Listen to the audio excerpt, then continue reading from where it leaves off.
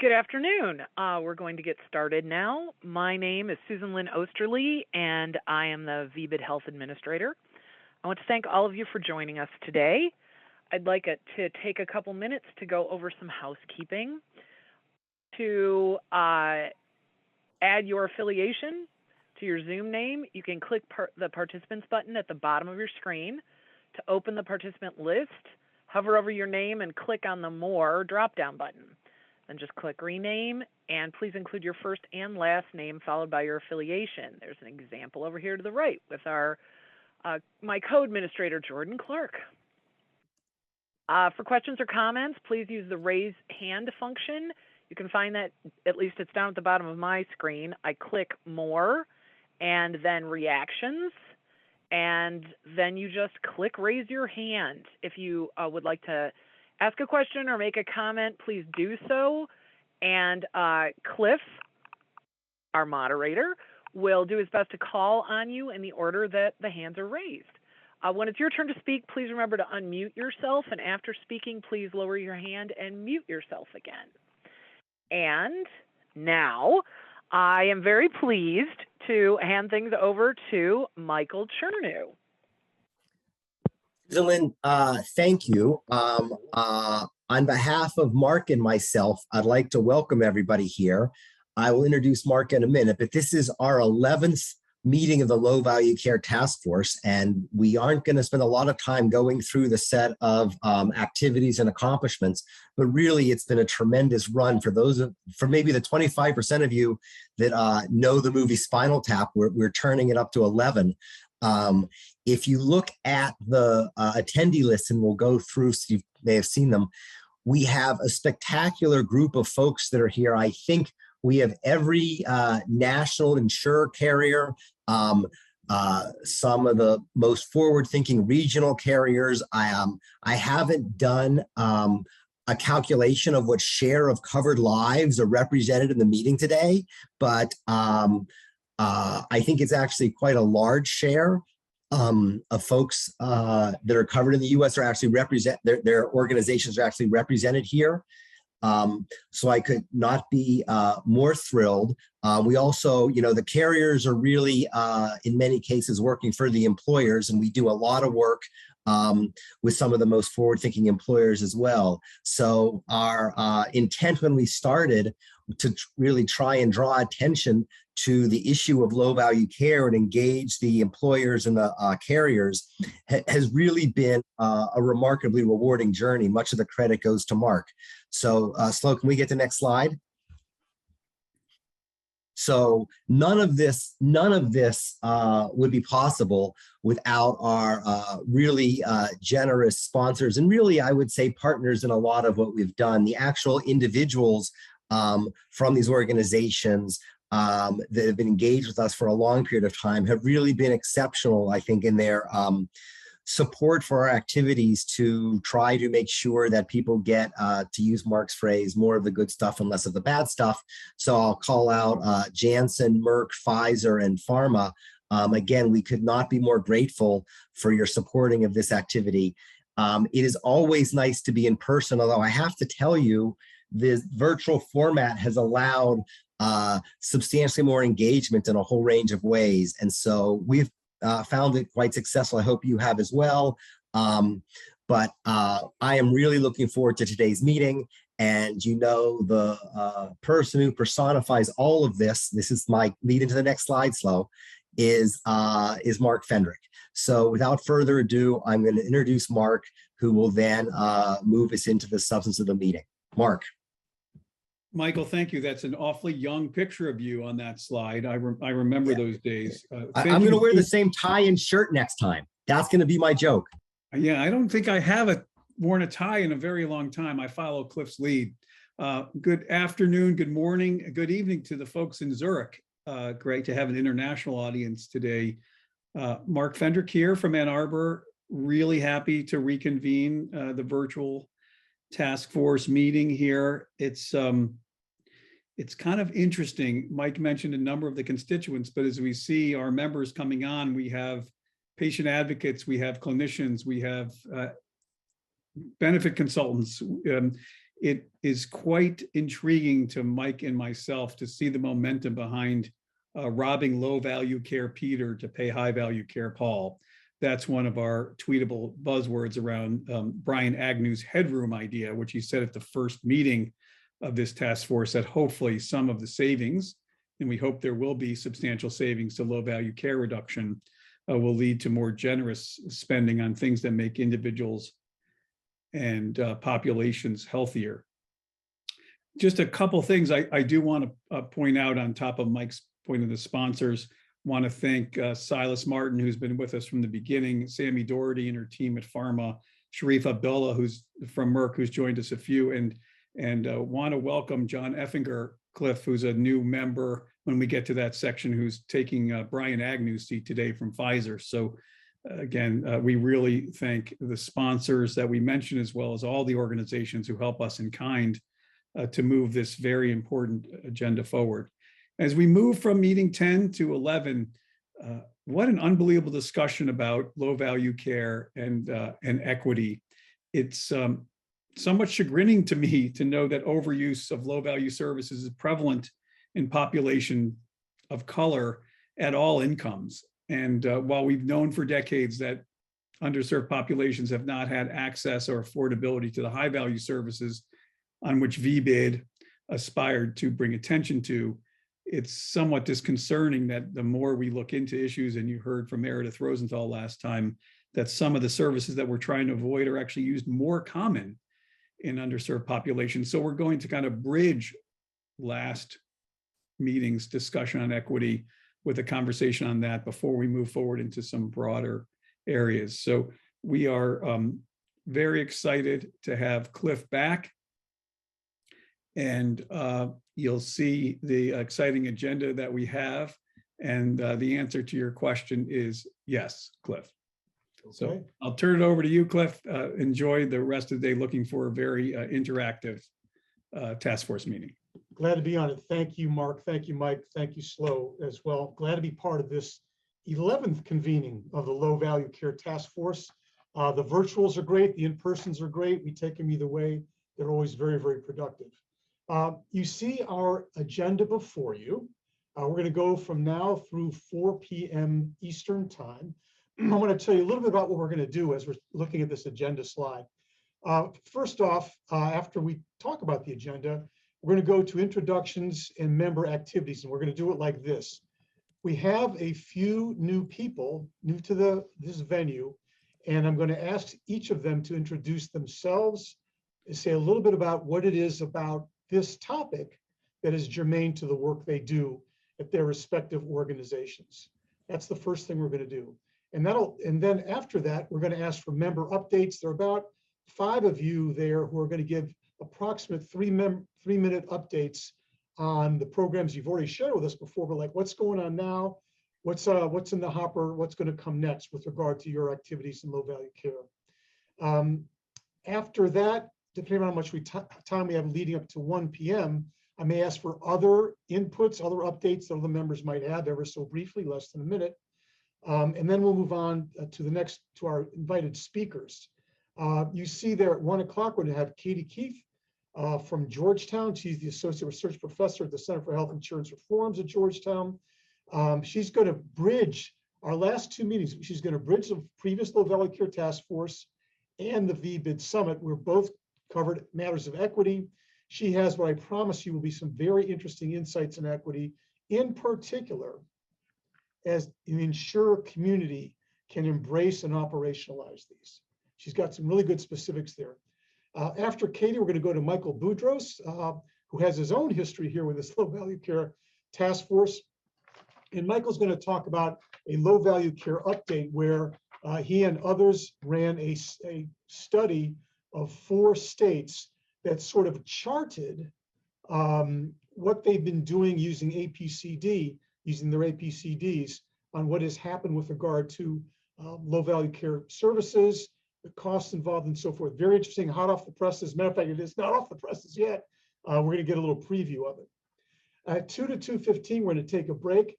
During that break, or maybe even before, we'll see where it fits, There's a very special 4-minute video about the VBID Center. You're going to get a kick out of it. There's a lot of stuff packed into it.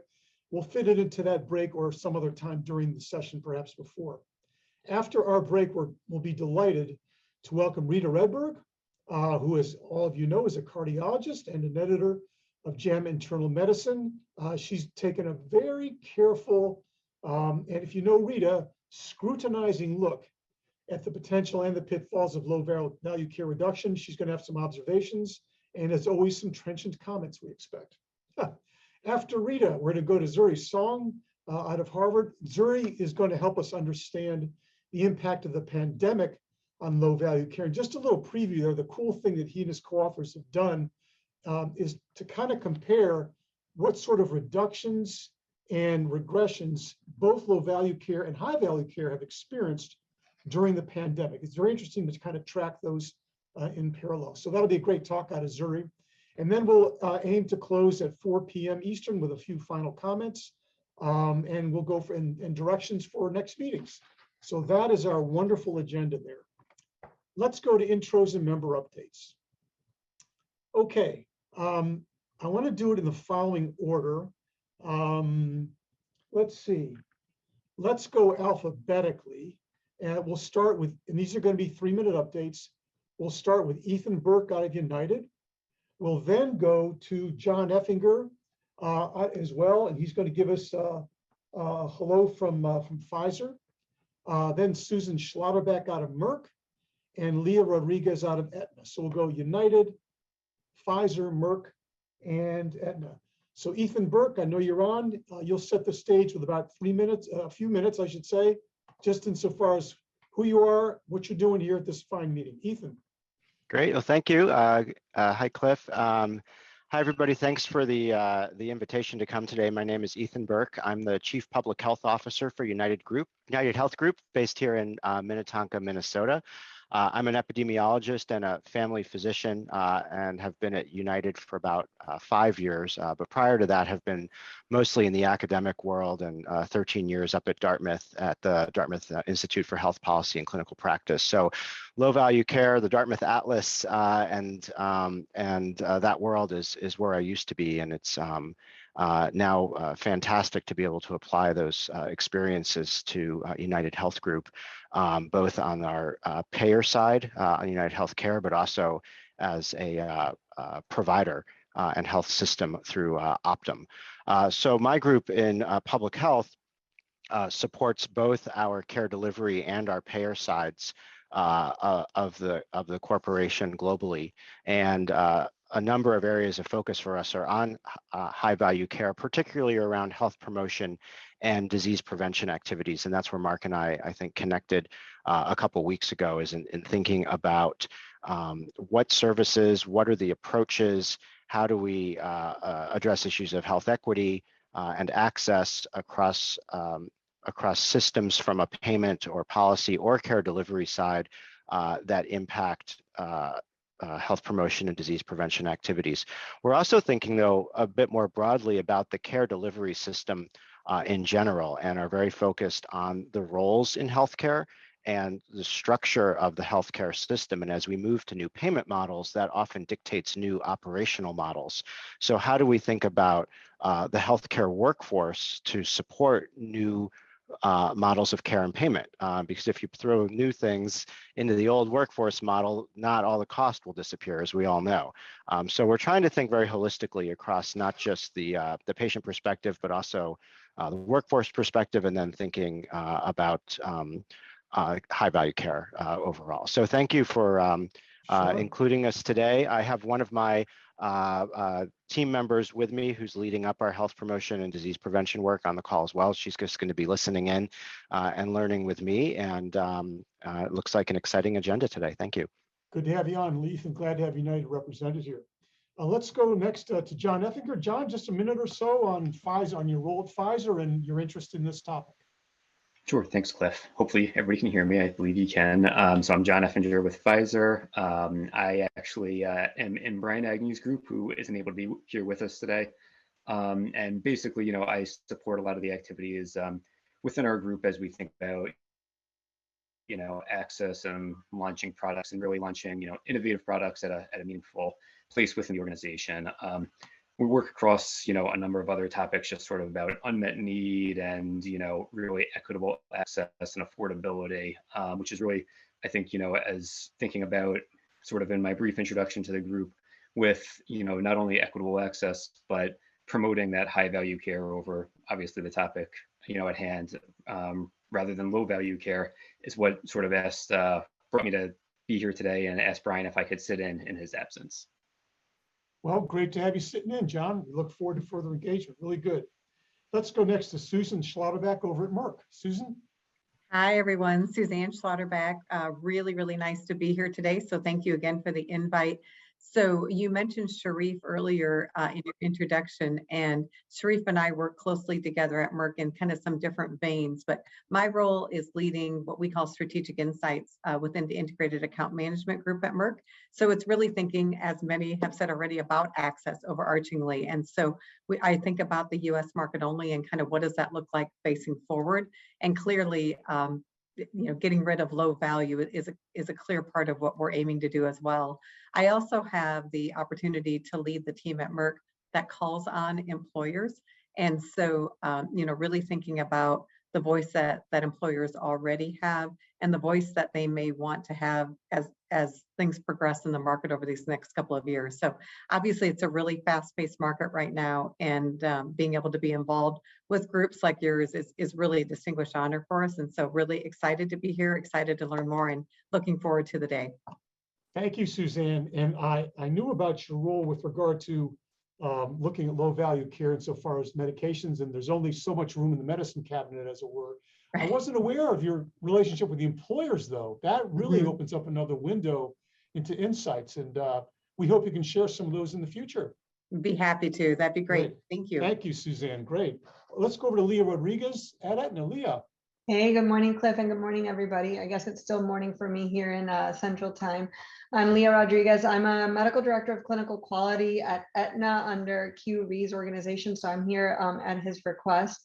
And in my role, we are focused on ensuring the clinical integrity of many of our network or product initiatives. Low value care, or a reduction of low value care towards an investment in the right care is one of those kind of levers that we're looking at as we ensure the clinical integrity and quality of everything that we do. And so, similar to what Ethan said, right, as Aetna not only is a payer, but as we look at ourselves as an organization and entering that provider space, we're ensuring that the care that's provided to our members is of high value, and as such, the care that we provide as a care provider is the same. So excited to come and be a part of this group to learn and to hopefully contribute as well. Thank you for having me. Leah, great to have you here representing Aetna. As Mike Chern said at the outset, this organization has splendid representation of the major commercial payers in the country. So good to have you. And by the way, just kind of looking at the agenda, based on your comments, I would think you'd have a lot to be interested in when we hear from Katie Keith, and particularly Boudros on that update.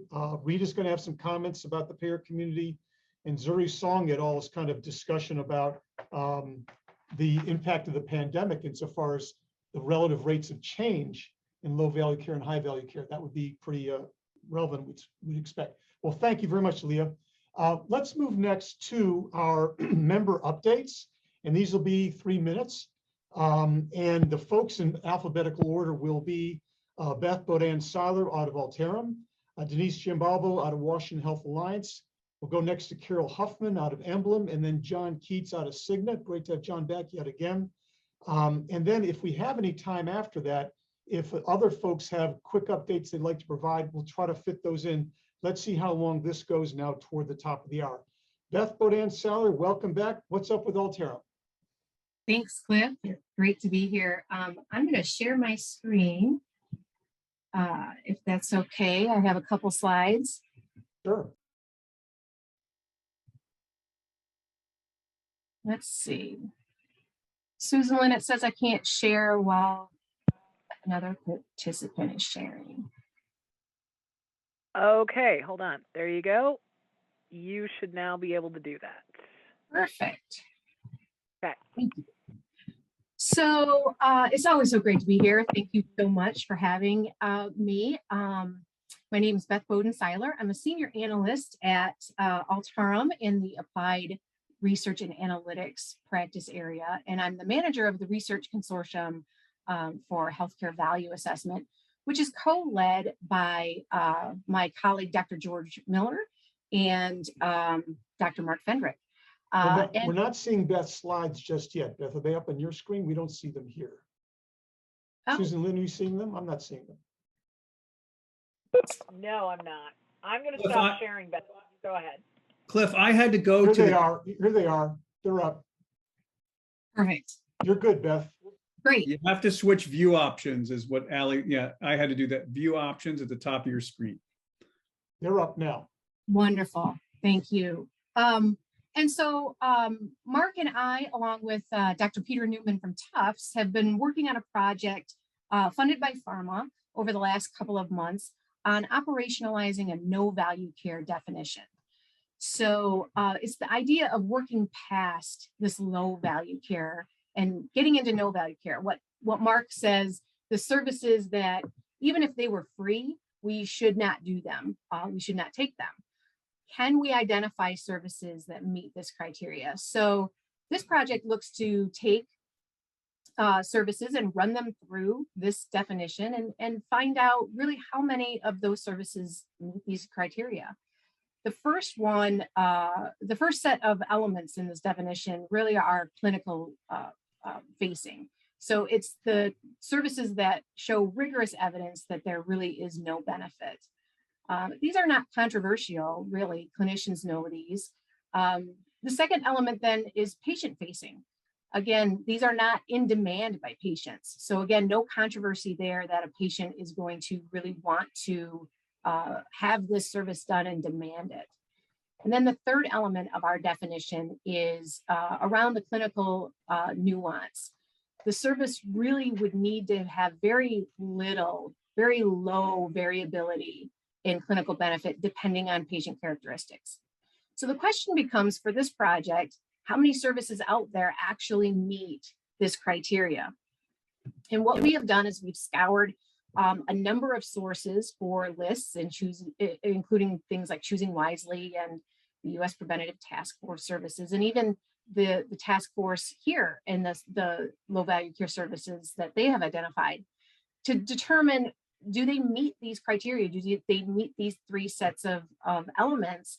And are they low value or are they no value? We've got a little bit more work to do. Our initial list has about 372 services that we've identified. And as we push them through our definition, the result will be what is potentially no value. We'll discuss then these results at an ISPOR conference next month in May. And we'll use that opportunity to talk with attendees about what did we get right? What did we get wrong? What makes sense? The list that has fallen out as potentially no value, does that make sense? Can we push past low value and get to no value is really what we're looking at. So that's really what we're up to. And Cliff, I think I'm out of time, so I'm going to stop sharing and turn it back over to you. Well, thanks, Beth. That was well done, quite concise. You got to the point. Really like the way that you sort of surveyed half a dozen potential sources of inflow for these. Interesting, you had there are 372 unique potential services for consideration, and then you have specific criteria for those. So that's a very kind of nicely structured approach. Very big thanks for that. We'll want to continue tracking it. Let's go next to Denise Giambalvo over the Washington Health Alliance.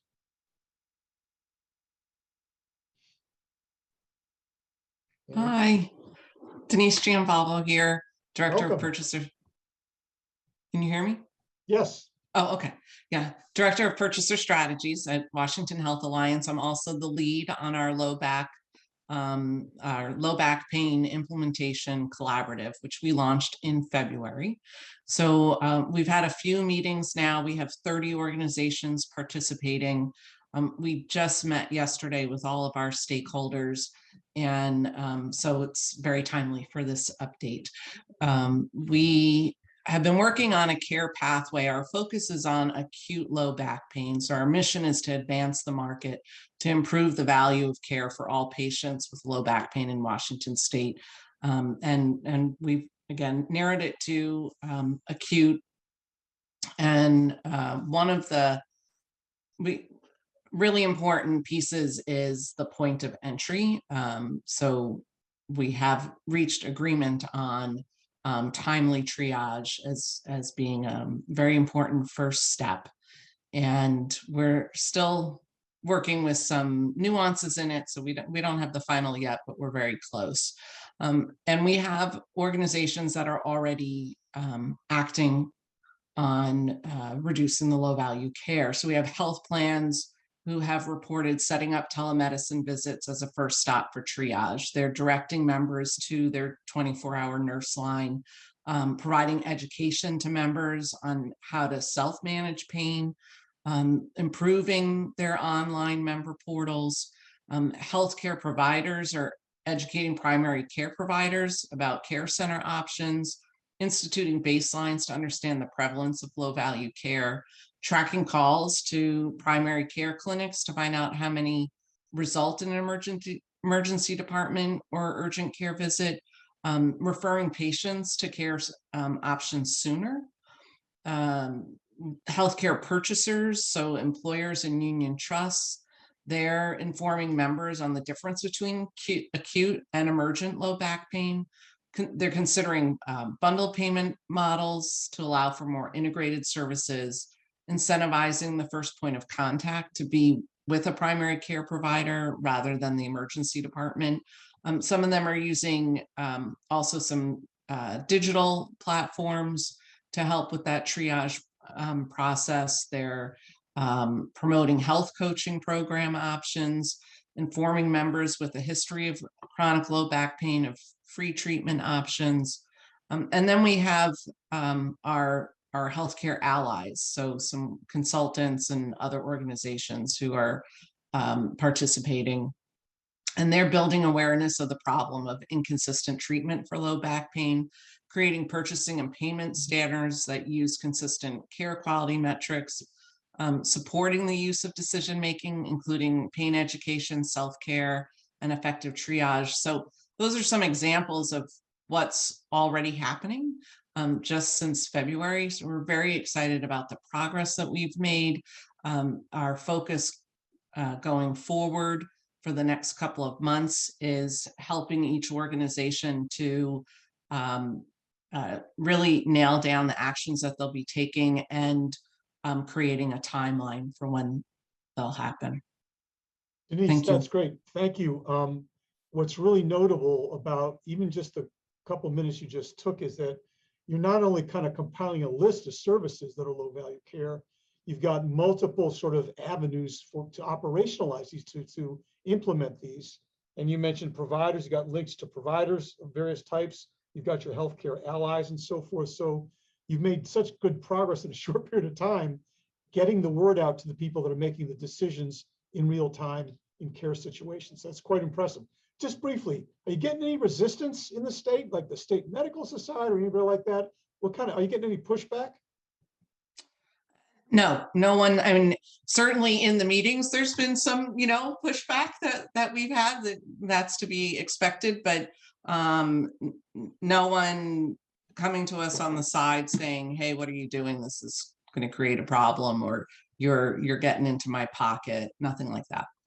Good to know. I hope you can sustain it. Thank you, Denise. Thank you. Great. Let's go next to Carol Huffman over at Emblem. Carol. Hey, I'm going to stay off camera because I'm actually working off a couple sets of notes. So just enjoy looking at Cliff and listen to my words. I'm Carol Huffman. I am Vice President of Strategic Partnerships at Emblem Health. Emblem Health is a group of companies. The Emblem Health family of companies has a New York health plan, Connecticut health plan in Connecticut, also an independent company called WellSpark.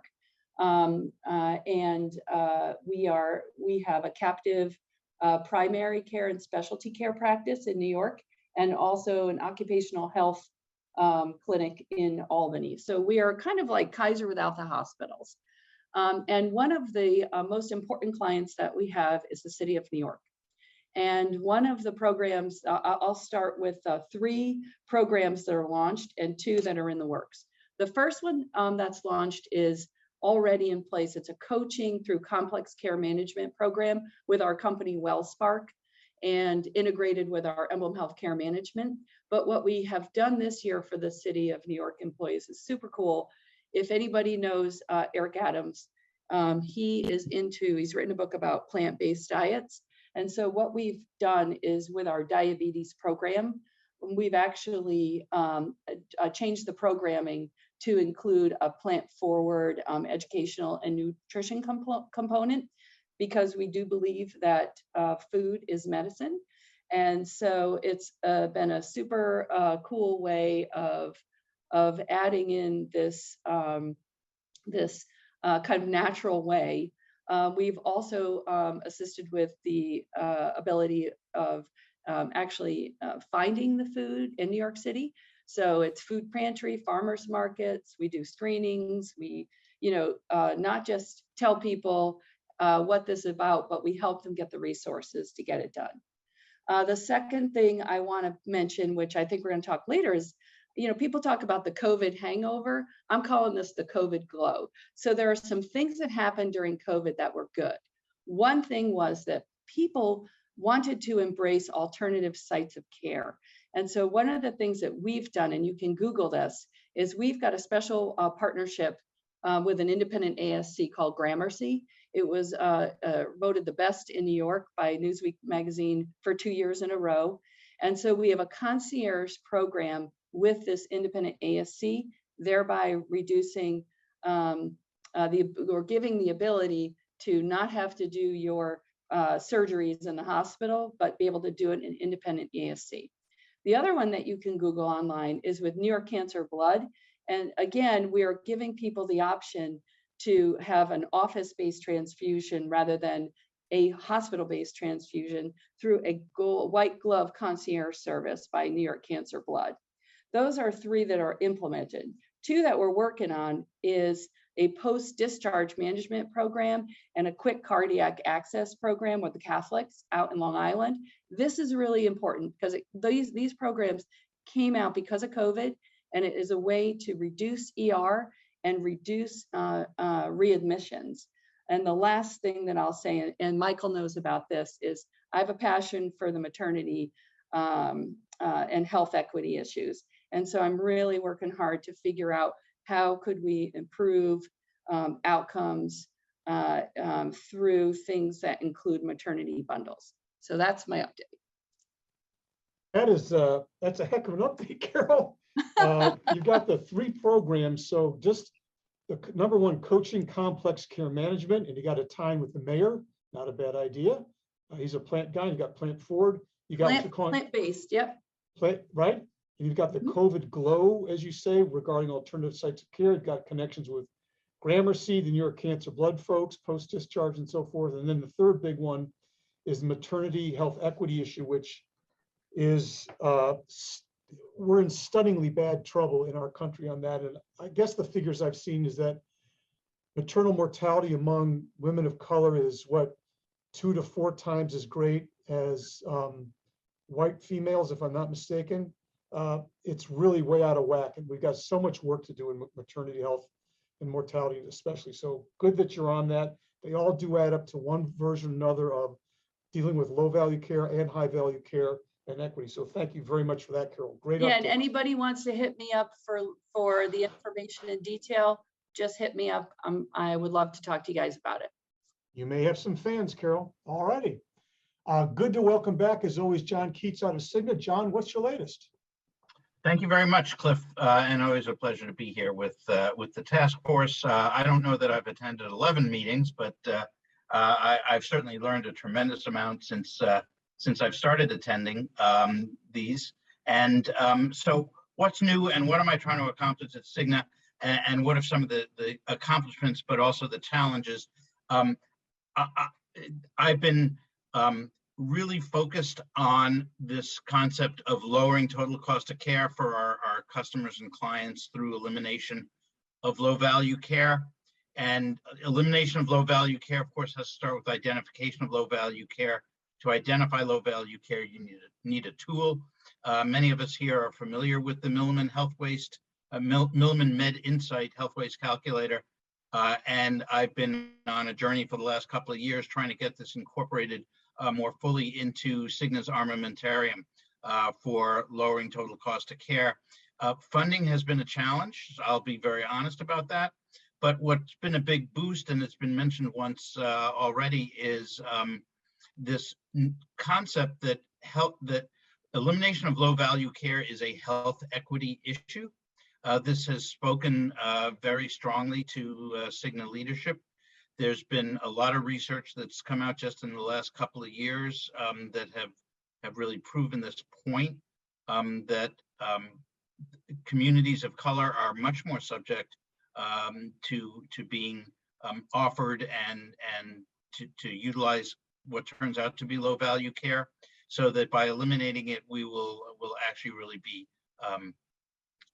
waging a health equity campaign simultaneously.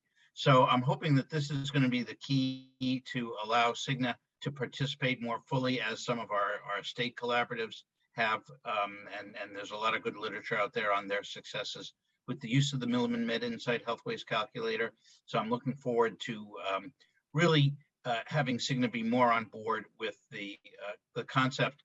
But, you know, I didn't know what clinical nuance was until I started attending these task force meetings. I was happy that Beth brought the term up first, but now that I kind of have a handle on what clinical nuance is, I'm really also trying to focus simultaneously on sort of clinical nuance writ large, which is appropriateness of care. Cigna is trying to put together so-called high-performing networks of physicians, and I've been able to impart the concept that unless one looks at the appropriateness of the care offered, not just the cost and quality, we're missing the third leg of a stool for constructing high-performing networks. So looking at a number of tools to look at the appropriateness of care. The Milliman Med Insight Health Waste Calculator really is going to help us look at the high volume, low cost diagnostic and therapeutic modalities that one should look to eliminate to create that headroom that's also been referred to for high value care. But I think we also need to have more of a focus on the appropriateness of care, so that we can direct care towards providers who really are using expensive surgical modalities and really high-cost diagnostic modalities on those patients who are going to benefit from them, and not those that aren't. So keeping myself to the required 3 minutes, Cliff, that's where Cigna is. I'm trying to continue to push the enterprise forward, and really appreciate all the backing I get from the leadership here at BBID. So thanks again for allowing me to participate. Well, thank you, John. And I think you have attended nearly all, if not all, of the 11. I'm going to have a bounce back question for you in just a second, John, but I want to let everyone else know that with the hand raising function, if you'd like the next 10, 12 minutes or so, 15 minutes, if you have either your own update from someone on whom I have not yet called, if you have your own kind of 1 minute update you'd like to provide, and or if you want to pose a question to any of Beth, Denise, Carol, or John, we can take that, and do use your hand raising function for that if you don't mind. We'll try to take in order. So 1 minute of your own updates and or questions for our presenters thus far. We'd be glad to welcome those. John, just back to you. And I appreciate the interaction you've had with the Milliman calculator, looking at the high volume, low cost stuff and the whole headroom concept. And then you said something about funding has been a challenge. Then you went on to say that health equity is kind of giving you a boost. So can you talk a little bit about, to the extent you're willing to share, how the companies, how Cigna's thinking has evolved with regard to the attention and resources that they may want to devote to this area, apparently triggered in part by the health equity concerns? Can you say something more? Yeah, Cigna about 2 years ago started a diversity, equity, and inclusion council within the organization to look broadly at these issues. But one of the areas they decided to focus on first was this idea of health equity and really had a commitment to look for projects that would improve health equity while at the same time reducing cost of care. And it was under that rubric that I actually started Cigna's current pilot program on reducing preterm birth and reducing racial disparity in preterm birth rates. To your point, Cliff, that we have so much work to do in this country on racial disparity in the area of maternal health and wellness in general. But in addition, now they're looking to say, okay, that maternity was a pretty good way to go to fund something that's going to reduce cost of care while improving equity. What else do you got, John? And I was able to say, okay, let's start looking at low value care, because the research now, and I wasn't really, again, I didn't have good studies to show, but they've come out in the last year or two, really good studies to show that reducing low value care overall is going to improve health disparity and health equity. And I've been able to make that case through the bibliography that Mark Fendrick has provided. Mike Chernow has been a great contributor to that as well. And it's really been able to help me make the case. So I really use this group as a resource when I try to make my case for doing the right thing at Cigna. And hopefully I'm making some progress. So there really is a business case, John, to be made to one of the largest commercial payers in the country. It's not just being a do-gooder. I know you personally are a do-gooder, of course, but from a business standpoint, it does make sense, correct? Yes, I think that's really the takeaway message, isn't it? Got it. Very good. Thanks, John. We may come back with further follow-up on that. I do see, I think does Adam Beck out of AHIP. Adam, we'd like to ask you to give a minute or so update on the plans that you're doing in particular. I know you care about HSA, HP reform. Adam, are you there? Yeah, Cliff, happy to. So for anyone who's new, my name is Adam Beck. I'm the VP at AHIP for Employer Health Policy and Initiatives. I think this is my 8th or 9th Low Value Care Task Force meeting.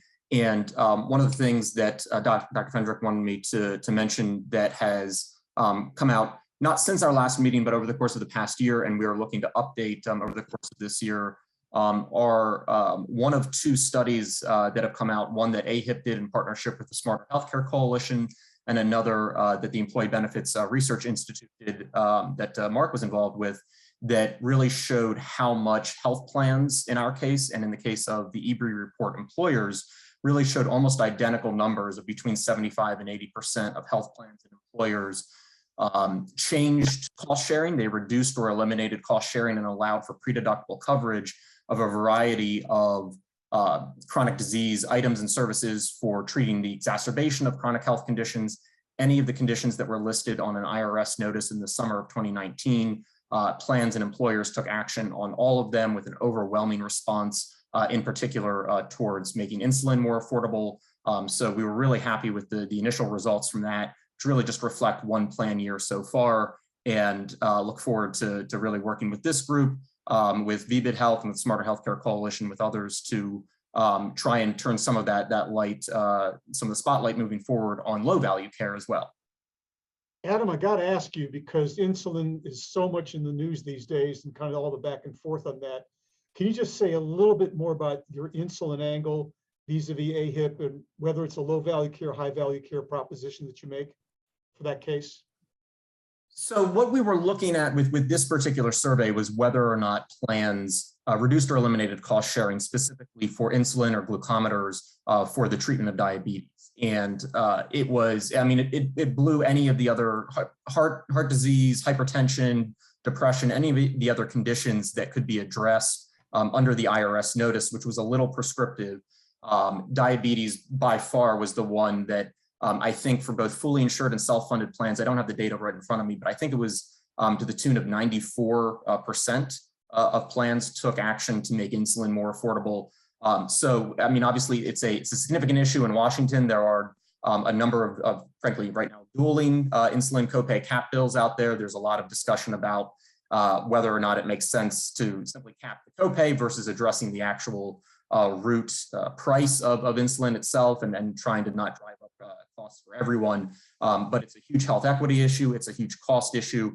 And I think the results from our survey and the EBRI survey really drive home that plans are interested. If in one of the things I talked about on the Smarter Healthcare Coalition's summit the other week was quoting Mark a lot with reference to what John Keats just said about clinical nuance, that plans are very interested in clinical nuance, particularly in applying these VBID principles. And I think the fact that they were able to do that overwhelmingly with insulin and glucometers with little to no premium increase really bodes well. And I think if we're able to get some of this smush, as we talk about, through the elimination of some of the low or no value care features, that's going to open up doors, hopefully to make things like insulin, if they only reduce cost sharing, hopefully to eliminate cost sharing altogether.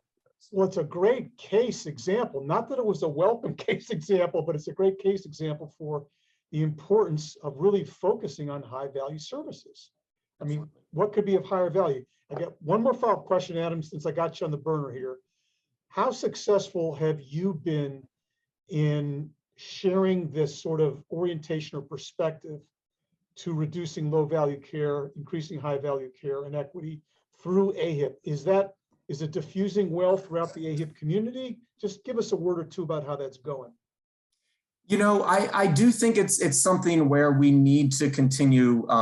I'll speak frankly, both in terms of internal to the organization. I'm on our policy team, not our clinical affairs team. And obviously, from a lot of the folks who've already introduced themselves, this is a very clinically heavy kind of initiative to get traction on. So I think there's certainly still work to be done. I keep showing up because it's an issue that's important to me, and I think we've got a lot of members represented on this call and that have been participating in all 11 of these meetings. So I think that is an indicator from all of the different carriers mentioned, national carriers and regional plans that have been participating in this group, that it is very important to them.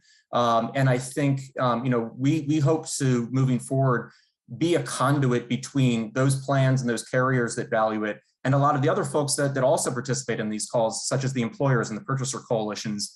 Because what I hear from our plans is we recognize this would be a good thing. What we need to hear it from is our clients. We need the employer clients who purchase our coverage to be coming to us and saying, it's important to us that you bring us strategies for addressing low value care and that you make the cost case to us, that this is going to be in our best interest overall. So I think there's still a lot of work to be done there, but the folks we have on this call are exactly the people that we need to kind of bridge those gaps between the demand and the action on addressing low value care. Well, thanks, Adam. It's just, you're such a good sort of contact node through which to understand the broader community that you represent. And I heard you say another key thing. You need to hear it from the employers. Mm-hmm. And when that pressure comes from that direction, it makes a difference. And it echoes what Suzanne said earlier about how Merck has to listen to their employer community as well. So points very well taken. Any other final 1-minute updates that anyone has to offer at this point? I don't see any more hands raised right here. I'll tell you what, I want to go back to Beth just for a second, Beth Budan-Seiler.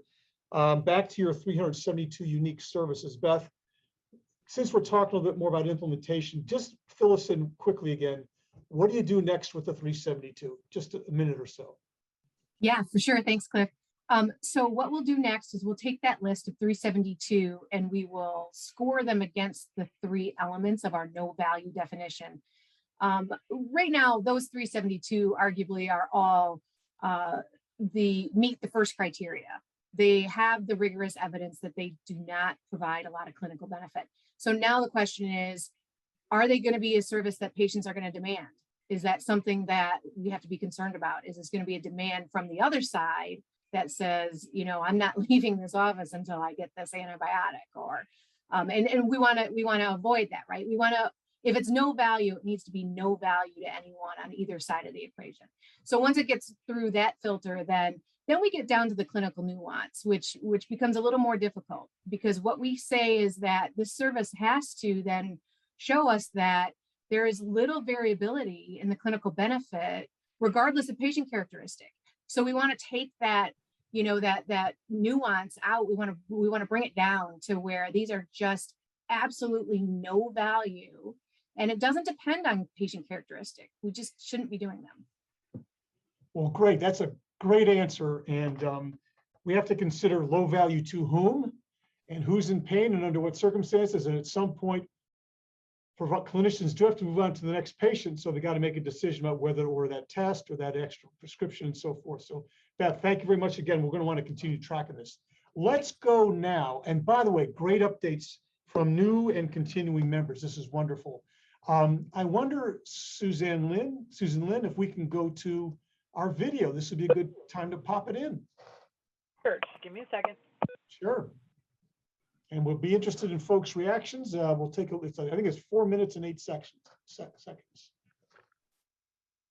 Ali Lapidus, did I miss you earlier on a hand raise or not? I'm sorry, I didn't see it. Well, no worries. I was Okay. actually, the video is more important. I'm part of Pharma and we worked on it, and actually just wanted to say with the no value care work and the equity work that we've been supporting with Beth and Mark, just how much that's resonated with our members and also in states. But I'm actually just really excited for the video, so we'll just watch that instead. All right, thank you very much, Ali. Let's go to Susan. Go ahead. Thank you, Slow.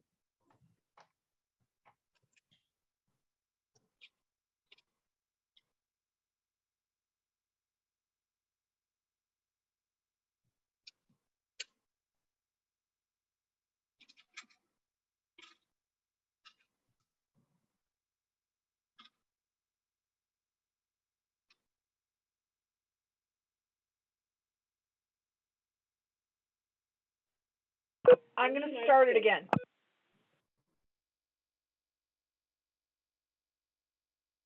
Yeah, we want to hear the audio.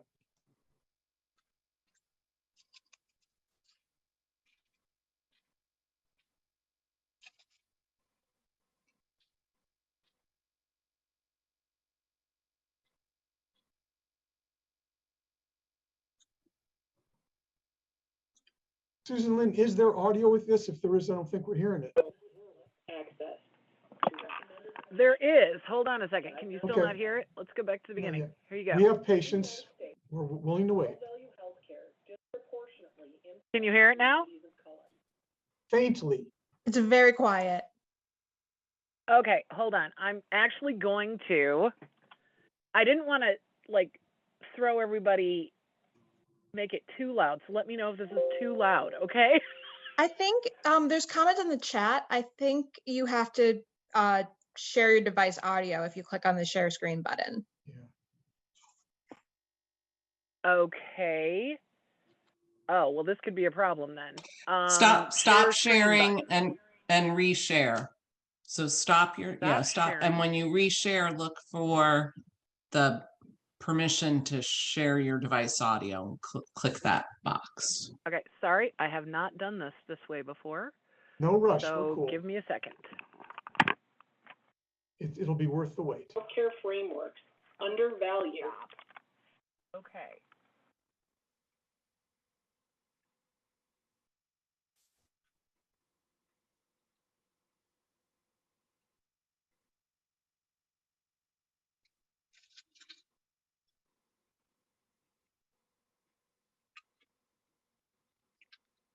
Okay.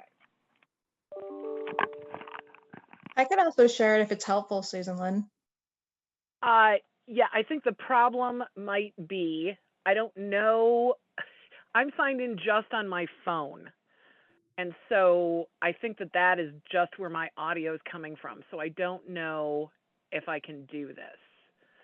So, yeah, we're going to have to regroup and I'm going to have to figure this out, Cliff. Sorry. So you want to we can put this a little later in the program then? Yeah, we might have to Otherwise, do if that. screen sharing's enabled, I can share it. I have access to the YouTube video. Oh, great. Go right ahead. Give it a try. All right. Give it a go.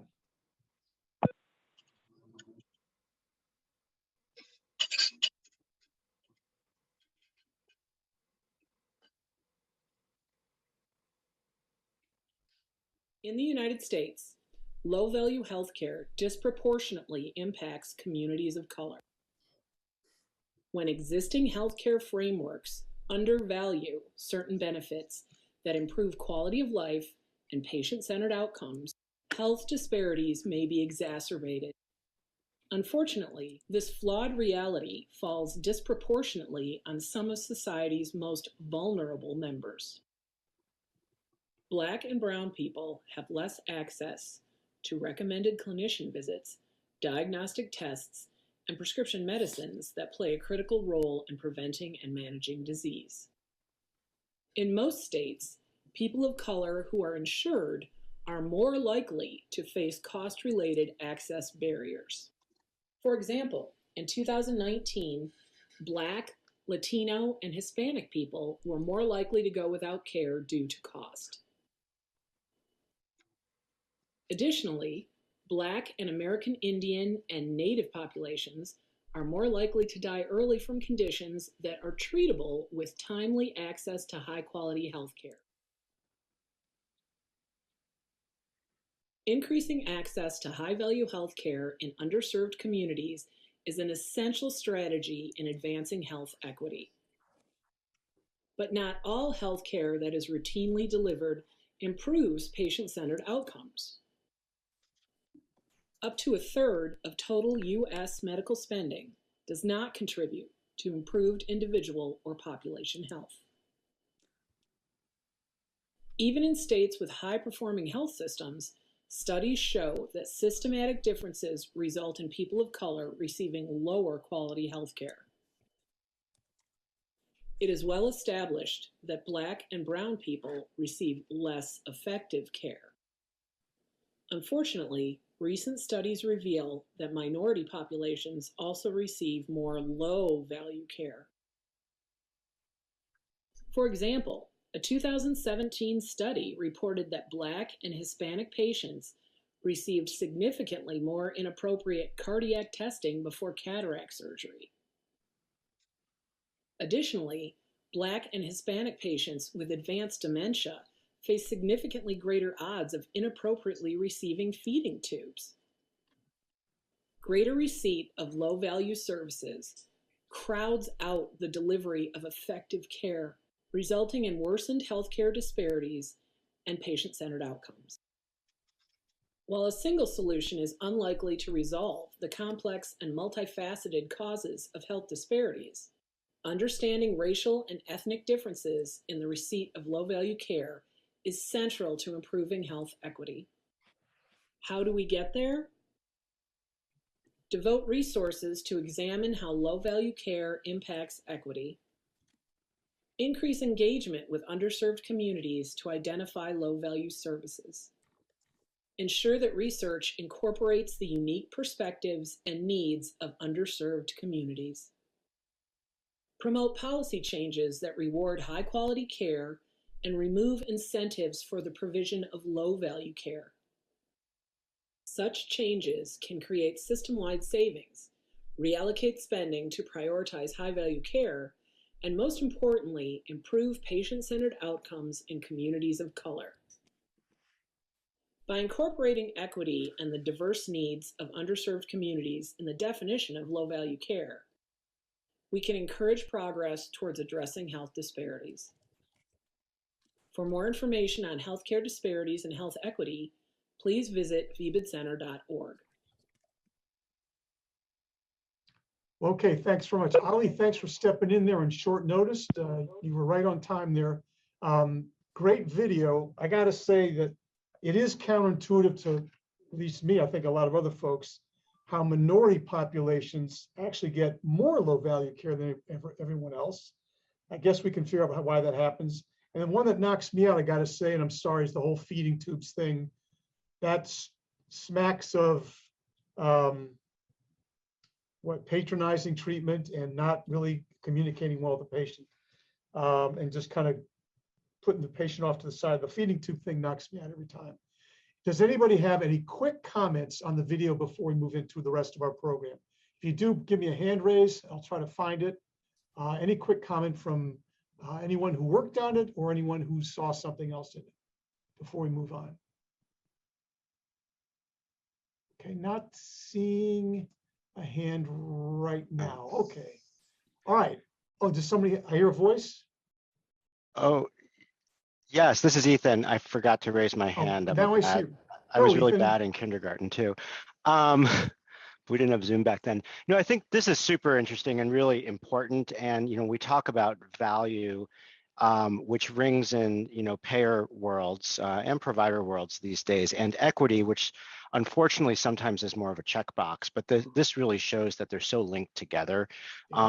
And that geography really matters here too. There are plenty of papers out there showing high value and low value HSAs and HRRs and all sorts of different measures of service area, but really getting down to the level of hospitals and delivery systems at that much more micro level is important, because you do see really striking differences. And one paper that comes to mind was on hospital level use of opioid medication in dual eligible beneficiaries, if I recall. I can try to put it in the chat room. It was in New England Journal. And it really shows that even in areas of types of some hospitals where you think there wouldn't be issues, there are actually extreme issues at the hospital level. So as we think about this work, we have to just be really careful to think about sort of that unit of analysis, because that often leads to the unit of action.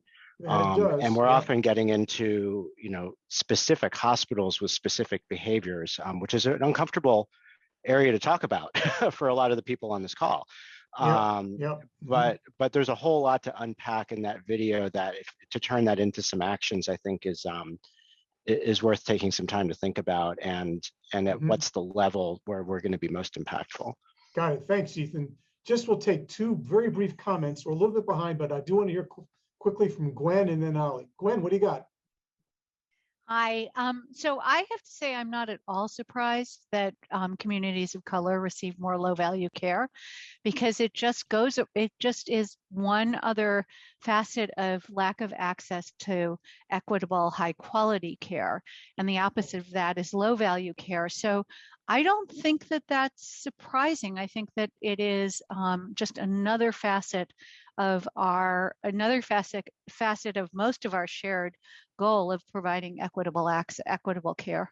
You got it. I think you're right on that, Gwen. Thanks. Ollie, briefly to you, and then we'll go back to our next speaker. And, thanks again for Jordan and Mark for putting that together. I know we've worked with them on that, but I think for us, one of the things we really like about this is it also highlights the need for, when you're talking about HTA, but like looking at value across the spectrum of healthcare. It can't just be very narrowly focused, and kind of relates to, especially for things like that, we don't have the right tools always for when it comes to services, the feeding tool tubes and everything like that. So just kind of puts a finer point on that, which I'm going to sort of put Beth on the spotlight now, but that's something I know Beth and Altarum is starting to work on as well, and really excited about. Point very well taken, Ollie. Concise and to the point on that's quite important. Let's go now. Thank you for that, and thanks for the video. And I'm sure that we can go to the website, the VBID website, to pick up that video as well if we want to review it. Let us now move over to Katie Keith. Katie Keith is Associate Research Professor at the Center on Health Insurance Reforms at Georgetown University. She wrote a wonderful piece, a blog piece, on the specifics on how insurers can enhance health equity under the ACA. I imagine she'll have a few things to say about that. Katie, we do have the full half an hour, by the way. We're going to call it 15 plus 15, but you please do take the time you need for that 15 at least. Over to you, Katie Keith. Yeah, thanks for having me. Thanks to Mark for the invitation. I was glad I caught the video, because I feel like it covers a lot. Like I can go home and we can just keep chatting, but I just really topical. I will say, I have a couple of slides I'll throw up. I was inspired, and I do not want to offend anyone on this call, but I was inspired to put this piece together. It is called How Insurers Can Advance Health Equity. I'm a consumer advocate at the National Association of Insurance Commissioners. I spend a lot of time talking to payers and sometimes being on the other side of payers. I do a lot of advocacy on LGBTQ health issues, and really feeling like there has been this commitment, especially in the wake of the murder of George Floyd and all, so many statements, pronouncements, commitments, but really feeling like a lot of the activity on the, I should say, insurer side, to be clear, was couched in the language of equity, but very philanthropic and very sort of social needs oriented, and just feeling like there wasn't this kind of policy shift that if you were trying to, develop products that are equitable and really do things that are under your control as payers that could address all those low value care things that we just talked about, I wasn't seeing that movement, and in fact was feeling like I was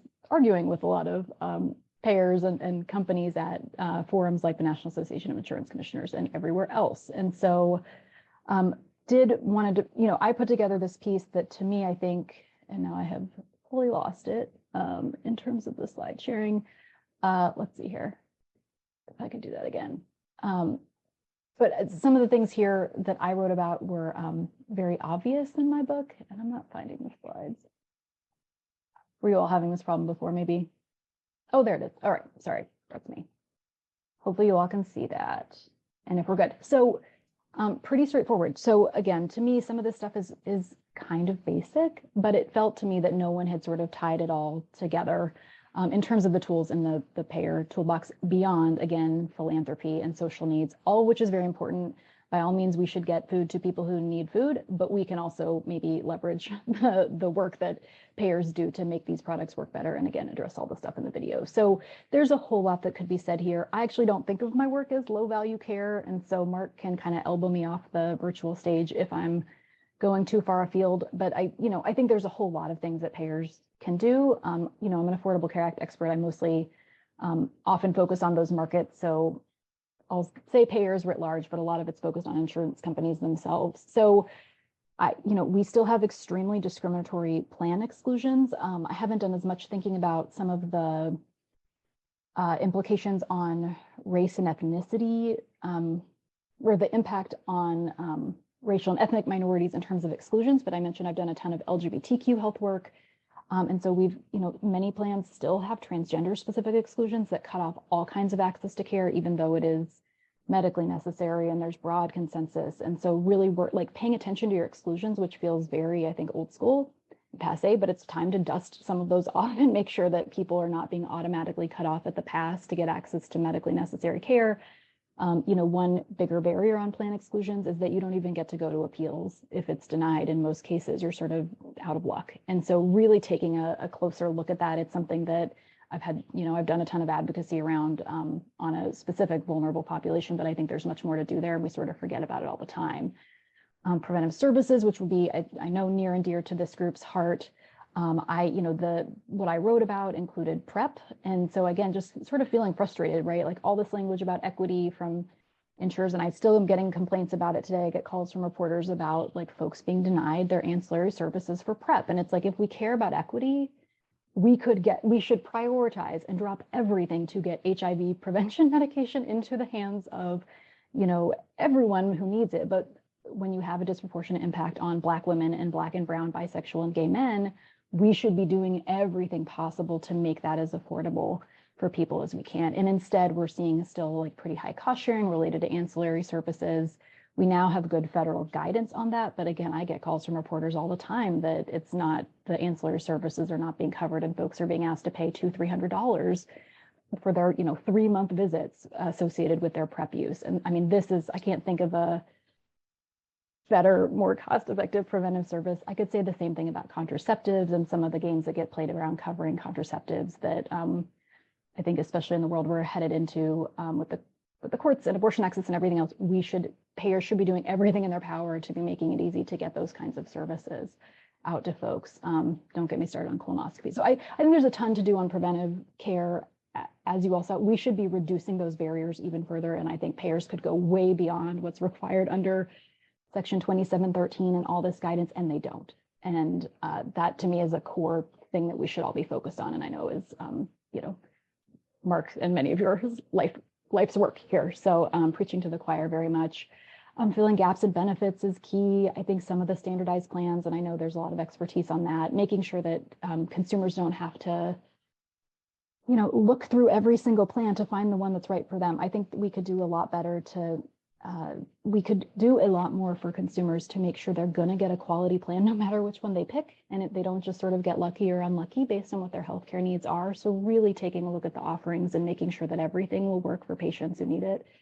And then, this is not exactly, it's plan design, it's much more network design, and I think it does go to the video in terms of where people are getting their care. And so if you are serving people of color, LGBTQ people, other vulnerable populations or historically marginalized populations, you need to have the providers that they go to see in your network.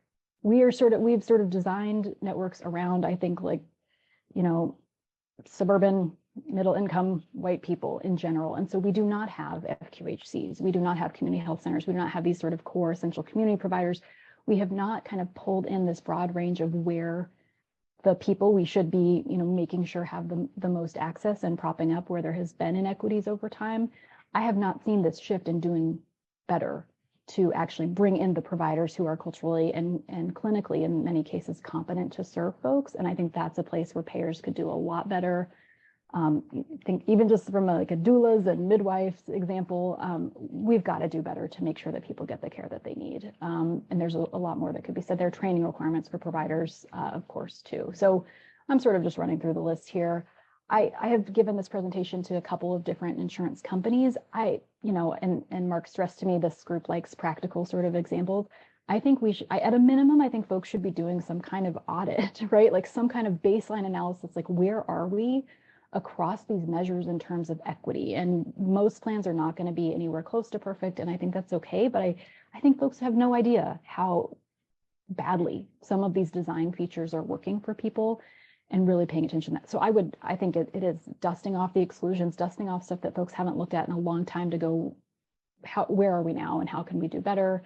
Plans are going to hate that I say that. I think we have to do demographic data collection. I got in a lot of fights with the trades at NAIC on this.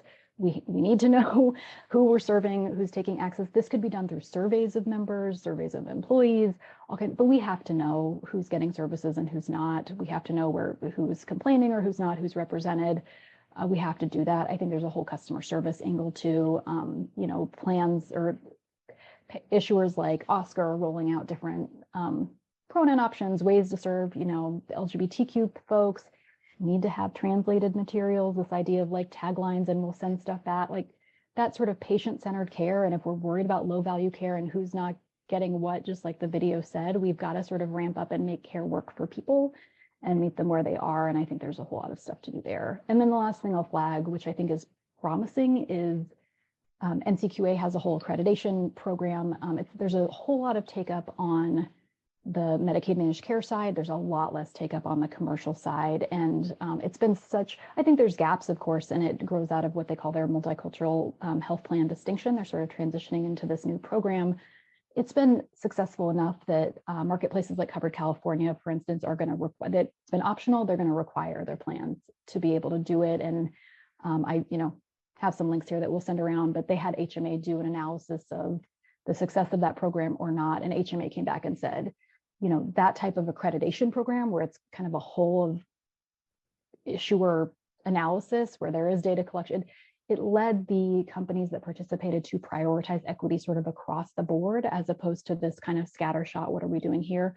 And it was effective enough that they recommended that it become mandatory for all their plans that participate in the marketplace there. So definitely something to think about if folks haven't looked at that. So I'll take these slides down, stop there. Mark can yell at me if I didn't cover anything I was supposed to, but I'm happy to chat. Actually, put your slides back up if you don't mind. Kate, would you mind doing that? No, of course. And the second to last slide. Oh, before that, pardon me. Sure. Yes, would you just leave it on there for a moment, please? Yeah, absolutely. Yeah, thanks so much, Katie. We've got till the bottom of the hour for questions and comments, and I'll look for hands raised anytime soon. I do want to take special note, Katie, of the examples you gave up front. Most folks are for PrEP. It's a big success. A lot of folks, more and more, are for midwifery. We need a little bit more support on gender affirming surgery. I know that's a political topic, but the point you made is that for any of those, it's not just naming the service. If you don't have the ancillary services and you can't get people there, what good are they, right? Is that the point you're making about the ancillary service contribution? 1,000%. Like, you can't use PrEP without the 3-month testing and everything you need to go. So you're seeing your providers all the time, and it is not. And I don't know, I'm not just here to sort of jump on plants. I mean, there's some coding issues with this too, that I'm sure many people are very well aware of, right? If I'm the provider and I don't code it, that person's coming in for their 3-month visit and I don't code it as preventive or I don't code it as PrEP, that's a problem. And so there's some issues there. And I've dealt with some of that on colorectal cancer screening too, of like coding as preventive or diagnostic. But I will say the calls I get from media are consumers who have told their plan multiple times and filed appeals that it is PrEP, it is preventive, and it's still getting denied and they're still charging kosher. So it's happening too much that I think folks support PrEP. I'm very worried we're still erecting all kinds of cost barriers to folks being able to use it. And that's a really good example because it's pretty high cost. True enough. And I think while we're lauding ourselves about Ain't PrEP great, so many of us are missing the point that you made. And also interesting that you've become sort of the collection point for media inquiries about this. So they've got your number, literally. Question next from Leah Rodriguez over to Leah and then Carol Huffman. Leah. Thank you, Cliff. Katie, this was a great presentation and thank you. I appreciate it. And I'm glad that we still have that slide up because as I see it, I think Aetna and CVS Health have a strong commitment to health equity and we are developing our processes for a lot of what you're doing. Actually, I'd love to ping you offline around the idea of a program to audit plan design. I haven't seen much traction in that in what we're doing currently, but everything else on that list is definitely high on our priority. One of the challenges that we see, right, so we have to develop infrastructure from a technology perspective to capture the data, et cetera. But one of the challenges is always that we have the position that self-identified data is key. But having the trust of both the member or patient community and the healthcare provider community in sharing that data is something that we have to overcome. Any comments or best practices on that you'd like to share? It's a great question. And this comes up all the time on like demographic data collection. Self-identified data is best, as you said. It should always be optional for folks to share their information. I will say I have heard the sort of pushback about insurance companies in particular are not trusted entities.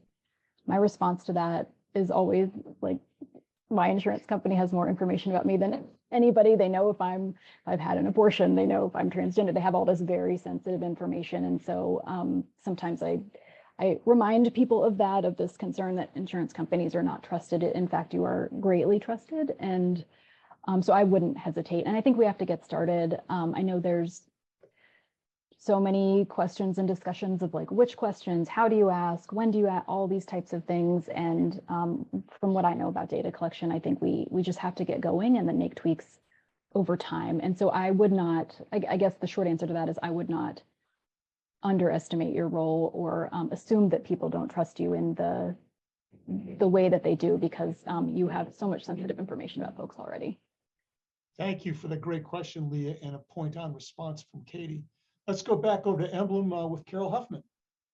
Yeah, so Katie, I'm going to follow up with you. I want to make you my best friend. But I'll say this because we have primary and specialty care within our family of companies. It's not just about the health plan. It really is a problem for the whole system to solve. There's shortages for, OB labor and delivery. You have to look at state Medicaid programs, and what's going on there. You have to look at, we don't have enough doulas in the network. So what else can, the whole system do to, bring the type of support into the network? I 100% agree with you. Standardized, designs are great, but you have to also make sure that you've got the right payment models in your network with the hospitals. There's so much going on there. It really is something that you have to not just say, oh, the health plan has to do. It really is something that the whole system has to get together to do. That's always tricky, but it needs to happen. Totally agree. Yeah, thank you, Karen. I mean, well said. Watch those as well. We're trying to steer a huge ship, and everybody has their part. That's totally right. No kidding. Good gosh. Over to the National Patient Advocate Foundation with Gwen Deering. Coming back, Gwen. Hi, good to see you, Katie. Katie participated in a great workshop from the National Cancer Policy Forum on the impact of the Affordable Care Act on cancer care. So I guess I don't have so much as of a question as just a observation for other people who are on this call, that what payers can do is also dependent on how they interact with patients and families and people who are covered beneficiaries on this program. So insurance companies you have to think about why they aren't trusted, and they may not be trusted because we don't know what they're going to do with our information. People are not necessarily willing to give demographic data because they don't know if that's going to be used to facilitate access to care, or if that's going to be used to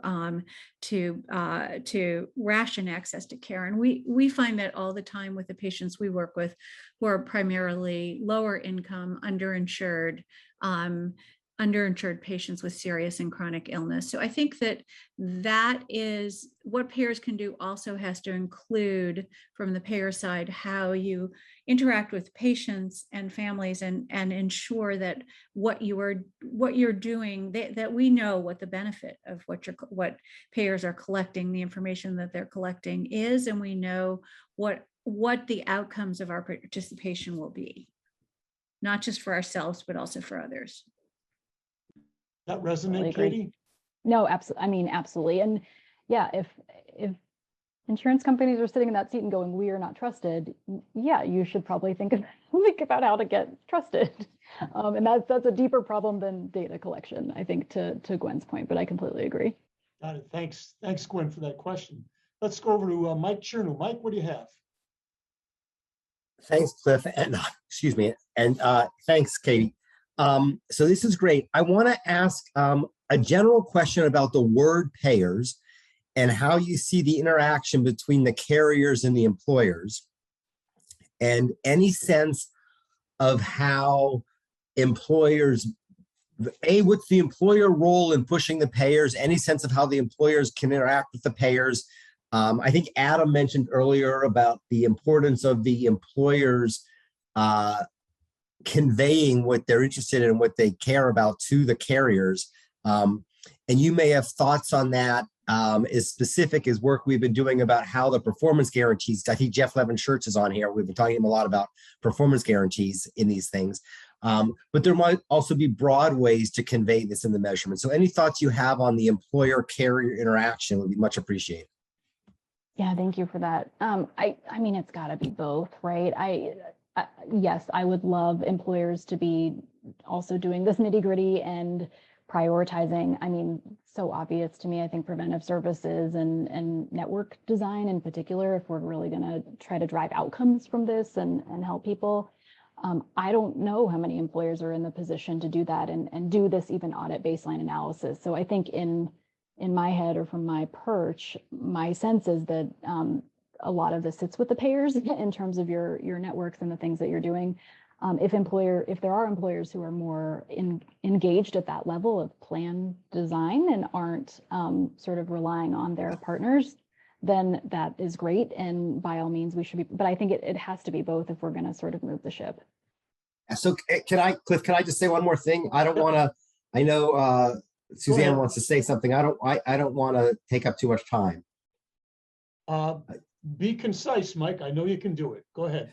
Well, I see Jeff is going to say something. So there's a complicated question about what carriers can do with data that they don't really perceive as fully theirs, and how they interact with the employers. So I was really just prompting to get Jeff to turn on his camera and hand. So that makes me the most concise as possible. Okay, Jeff is like second in line. Okay, let's go to Suzanne first and then Jeff briefly. We're going to the bottom of the hour, folks. Suzanne.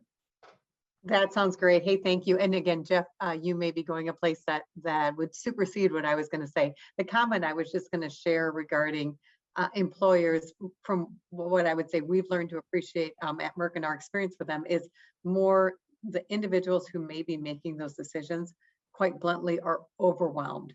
And so the number of things they are trying to decide upon, there's an intent, at least our experience has been, to absolutely do the right thing. So I believe they would want to be involved. They want to see these things happening. It's certainly rising up to a much higher level of action. We believe we've seen recently, which has been really tremendous. But I feel like some of the things we've learned have been really fundamental. But the more you can provide to and work with the employers on turnkey things that they can then take and activate, they want to run down this path. It's just, it's challenging to them because of the number of things they are trying to handle. So that was just a comment I was going to share for context. Thank you, Suzanne. We're hearing a strong employer relations message going on here as true partners. Jeff Levin-Schertz, apparently you've got something to add to this. What do you have? Well, to some extent, it's piling on. I'm glad that Michael brought this issue up.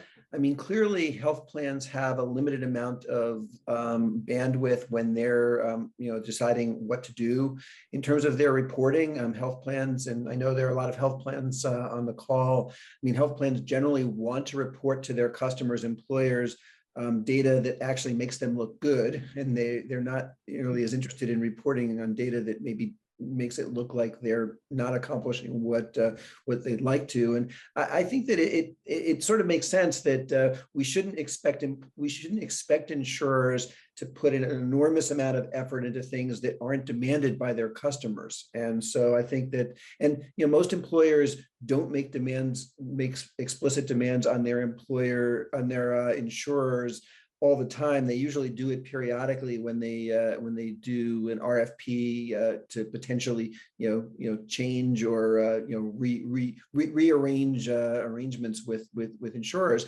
I think that there's a real opportunity. Catalyzed payment reform has actually done a lot of work putting out toolkits for employers so that they'll have like a specific set of questions that they should ask. They've done a little bit of work that sort of is very complementary to this on both high and low value care and on issues of disparities and health equity. But I think that's important. Most employers also do. I didn't really introduce myself, so I do consulting for large employers at WTW, used to be called Willis Towers Watson. I also teach at the Harvard School of Public Health. I think that there's an important role for people at these consulting firms to play, because most employers, except for the really large employers that are well keyed into this, they don't necessarily themselves have the bandwidth to be thinking carefully about this. But if they're but they want to achieve the same things that I think everybody on this video call wants to achieve. Thanks, Jeff. That is a subtle yet important point. I've come across that myself. For many employers, they go to consultants for their knowledge base and their insight, as opposed to having the wherewithal internally to do it. So an important nuance there.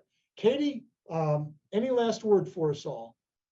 I think Mark wanted me to very briefly mention something that I know that at least the plans on the call are paying attention to. A lot of this could come to a head on preventive services, given a legal challenge that I'm certainly watching, that many of you may be as well. It's called Kelly versus Becerra. It's a pending in district court in DC. I'm fully expecting the judge there to invalidate Section 2713 of the Public Health Service Act, which is the preventive services mandate. We'll see if that's disruptive. He could sort of leave it in place, but I do think we are headed for a world where there's a question about whether those preventive services, those evidence-based, preventive services task force, ACIP, HRSA recommendations have to be covered.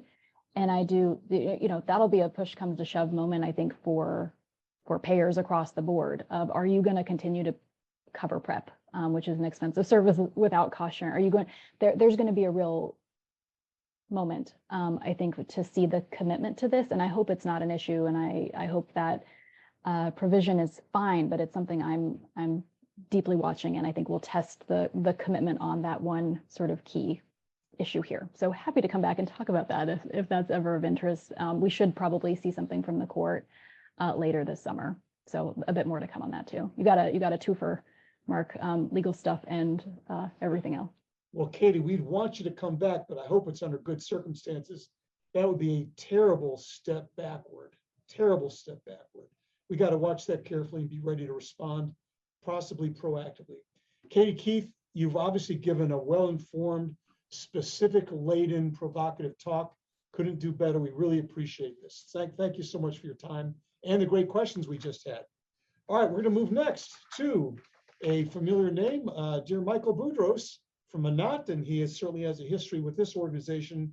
Michael's going to talk about low value care in this particular update with some work in 4 states. Mike, I know that this is kind of an early release of your report, but give us that preview and tell us of its implications. Go ahead, Mike. Thank you. And I'm assuming that everyone can hear me. Yes. It's great to be here with everyone. I'm going to try and pull up my slides now. I have more slides than Katie, but less substance probably. So thank you. That was really helpful, an interesting conversation. I appreciate the opportunity to talk about this. As some background, I'd like to extend my thanks to a colleague and friend, Kristen Fisher, who primarily drove the writing of this paper that I'll talk about. And she did the vast majority of the work, but I get to do the fun part and speak about it. She was unable to join us today.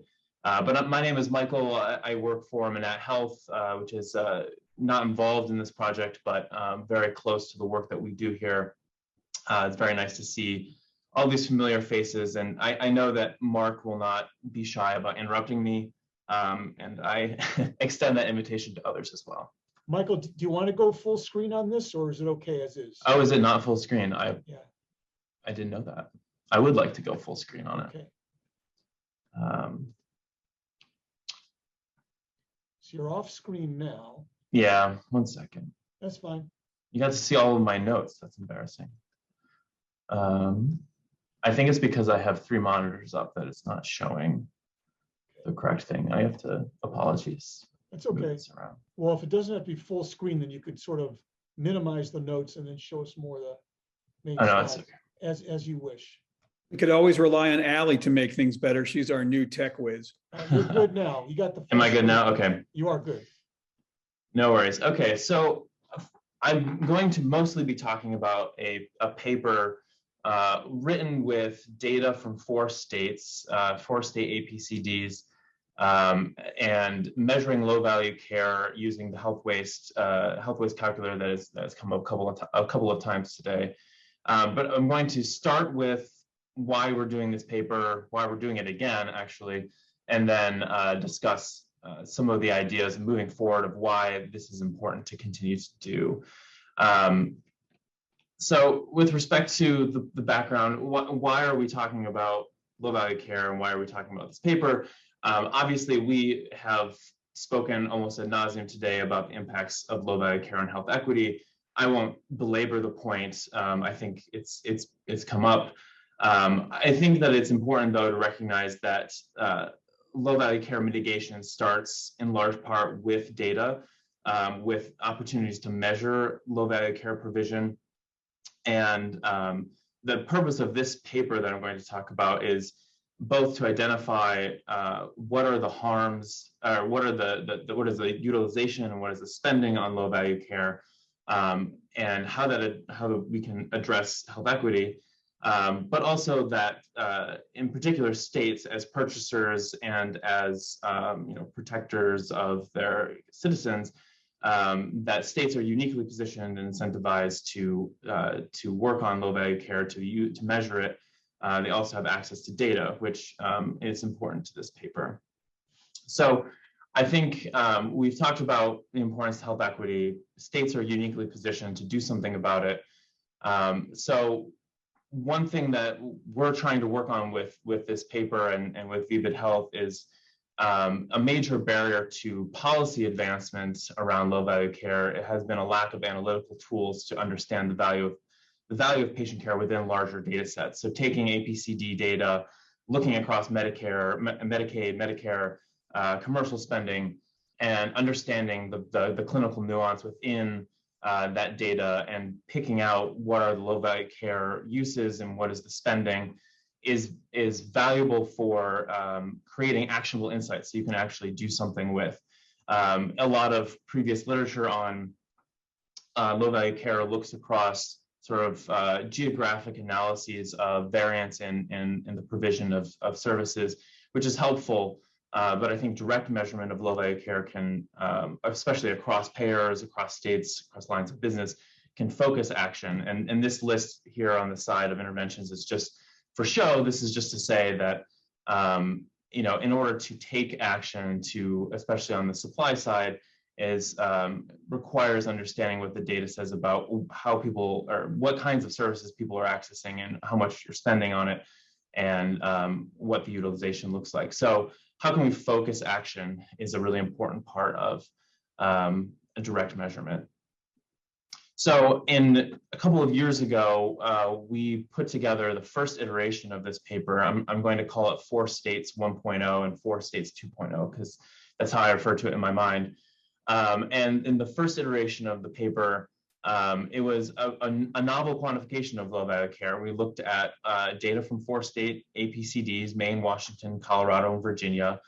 Using the health waste calculator, we were able to assess 47 services of low value care. I'll get into more detail about what services those are later. And we found substantial spending and substantial use of those services across the 4 states. I'm ignoring here that we did also look across time, but we can talk about that later if it's of interest. And we found that a substantial portion of spending is focused on a certain set of services, and there's also significant patient spending on a lot of services that are almost always low value. And I think it's come up a few times today, the idea of no value care. I missed the beginning of Beth's conversation about identifying or understanding no value care. But I think it's important to emphasize that there's a lot of low-hanging fruit, to use Mark's words, in terms of low value care that we can address that has very little, or at least relatively little ambiguity about its value to patients. So what did we do in 4 States 2.0? We took the same tool, we took the health waste calculator, we looked at state APCD data from Colorado, Connecticut, Utah, and Wisconsin. And these services are based on recommendations from sources like the U.S. Preventative Services Task Force and Choosing Wisely campaign. And the calculator, and I won't go into too much detail about how the calculator works, but it identifies services that are low value, likely low value, and necessary based on the information that it finds in the claim. So, of course, there are pros and cons and limitations of that approach, but it's a powerful tool nonetheless to identify the value in the claims data. For this paper, you can see there on the screen that we had data sources across the different states. Because of the mix, we ended up focusing entirely on commercial and in the year 2019 for this paper. It's slightly different than our first paper, but it allows for a cleaner analysis. So just to get into some of the findings, and these are very hot off the presses, actually, I think technically pre-print. So there might be some nuances here. I'd love your feedback and reactions as we finalize the paper. But the major note here on this slide might be that the total spending 2019 commercial in those 4 states was $640 million for those 48 pre-specified low value care services. I think it's also helpful to look at the total PMPM. That gives you sort of a sense of how this relates to the population within the state. And we don't always include the total health spending in our papers and reports on this because 1% to 2% can seem small, but it can be deceptive. We'll talk more about the limitations of that and later in the slides, but I think it's a substantial amount of spending. And you can also see here on the screen the amount that patients spend, which is substantial. So we also break down the data into a few different categories just to see how we can make these findings actionable or interesting. And one of the ways that we break it down is looking at the top 10 services, and these are by volume, just to follow on other findings that high volume, low cost services tend to be a large portion of spending in low value care. So here you can see that indeed, given that we're only looking at 48 services, these top 10 by volume really do account for the vast majority of the spending on low value care in these states for those services. And then I think what I think is one of the most interesting insights from these types of analysis is cutting the data such that you can see what are the services that are almost always low value. As we've called it, high waste index. So if the waste index is how often is it low value by how often it's provided. If there's a service that's 100% waste index, that means that it's always low value. So looking at the services that are, this is an arbitrary number, but above 80%, greater than $1 million in spending, as in, as a metric for high spend. The services you see in table 6 are sort of meet those criteria: high spend, high waste index, and this occurred in at least 3 of the 4 states. So those might be, I'm not giving consulting advice right now, but those might be the types of things you would find by cutting this data to make actionable insights that you could create policy around. So my key takeaways from the results of this paper, I mentioned a couple of these already. Top 10 services and by volume account for a vast majority of the spending. A lot of the services that I mentioned on the previous, that I highlighted on the previous slide, that are both high waste index and high spend, are in the category of screening tests, which might be interesting depending on your perspective. An interesting component of screening tests with respect to low value care is that in terms of the cost of the care cascades that might follow a screening test could be higher than other types of services that are low value, to mean that even if the actual spending on those screening tests is low, a low value screening test could result in additional care that is subsequently low value and harmful. I think it's always worth pointing out from these analyses the patient burden. My predecessor at Vivid Health would also say that whatever number we come up with for patient out-of-pocket spending belies the total burden of patient costs associated with low value care in terms of opportunity costs. They went to see the physician, they got something they didn't need, maybe it resulted in additional care they didn't need. And so there's a lot of out-of-pocket spending, but there's also a lot of unnecessary action on behalf of patients. And then I think we did not do a significant comparison between what we found in states 1.0 versus 4 states 2.0, but I will say that the results are overall consistent. There's similar variation in total waste spending, high out-of-pocket costs across payers in this case for commercial spending, and spending really concentrated in a small number of high volume services. And we also identified similar high waste index, high volume services.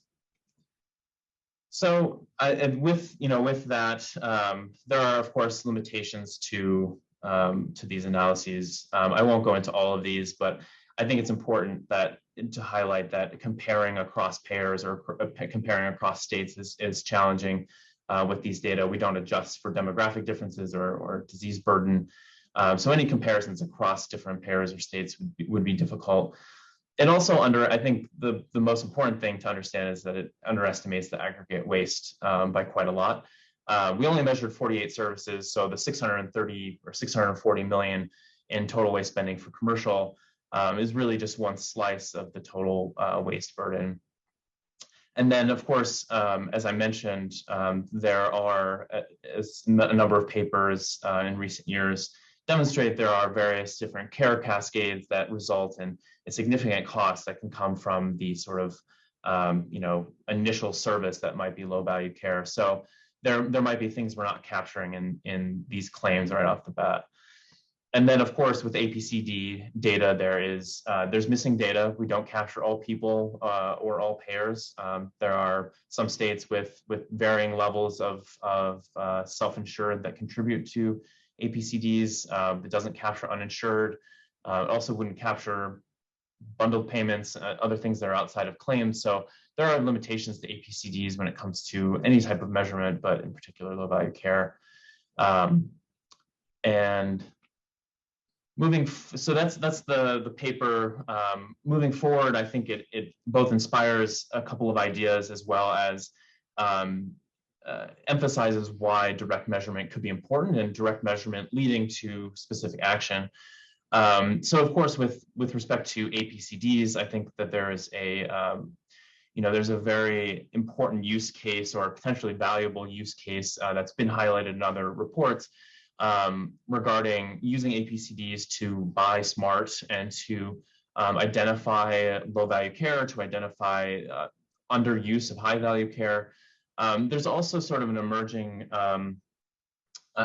theme of states taking to increasingly integrated state data systems, trying to integrate social services data with healthcare claims and with other sort of health information exchange data.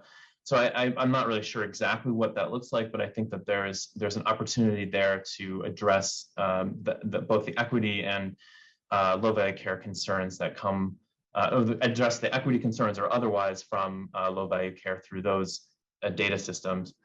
And then on this, I'll just note, it also, this direct measurement can inspire iterative, maybe not comprehensive, but iterative federal policy around low value care, including ways to expand the MA bid demo, to allow MA plans to increase cost sharing, or Section 4105, which would allow Medicare to not pay for preventive services that are rated D, so sort of the mirror of 2713, at least for Medicare.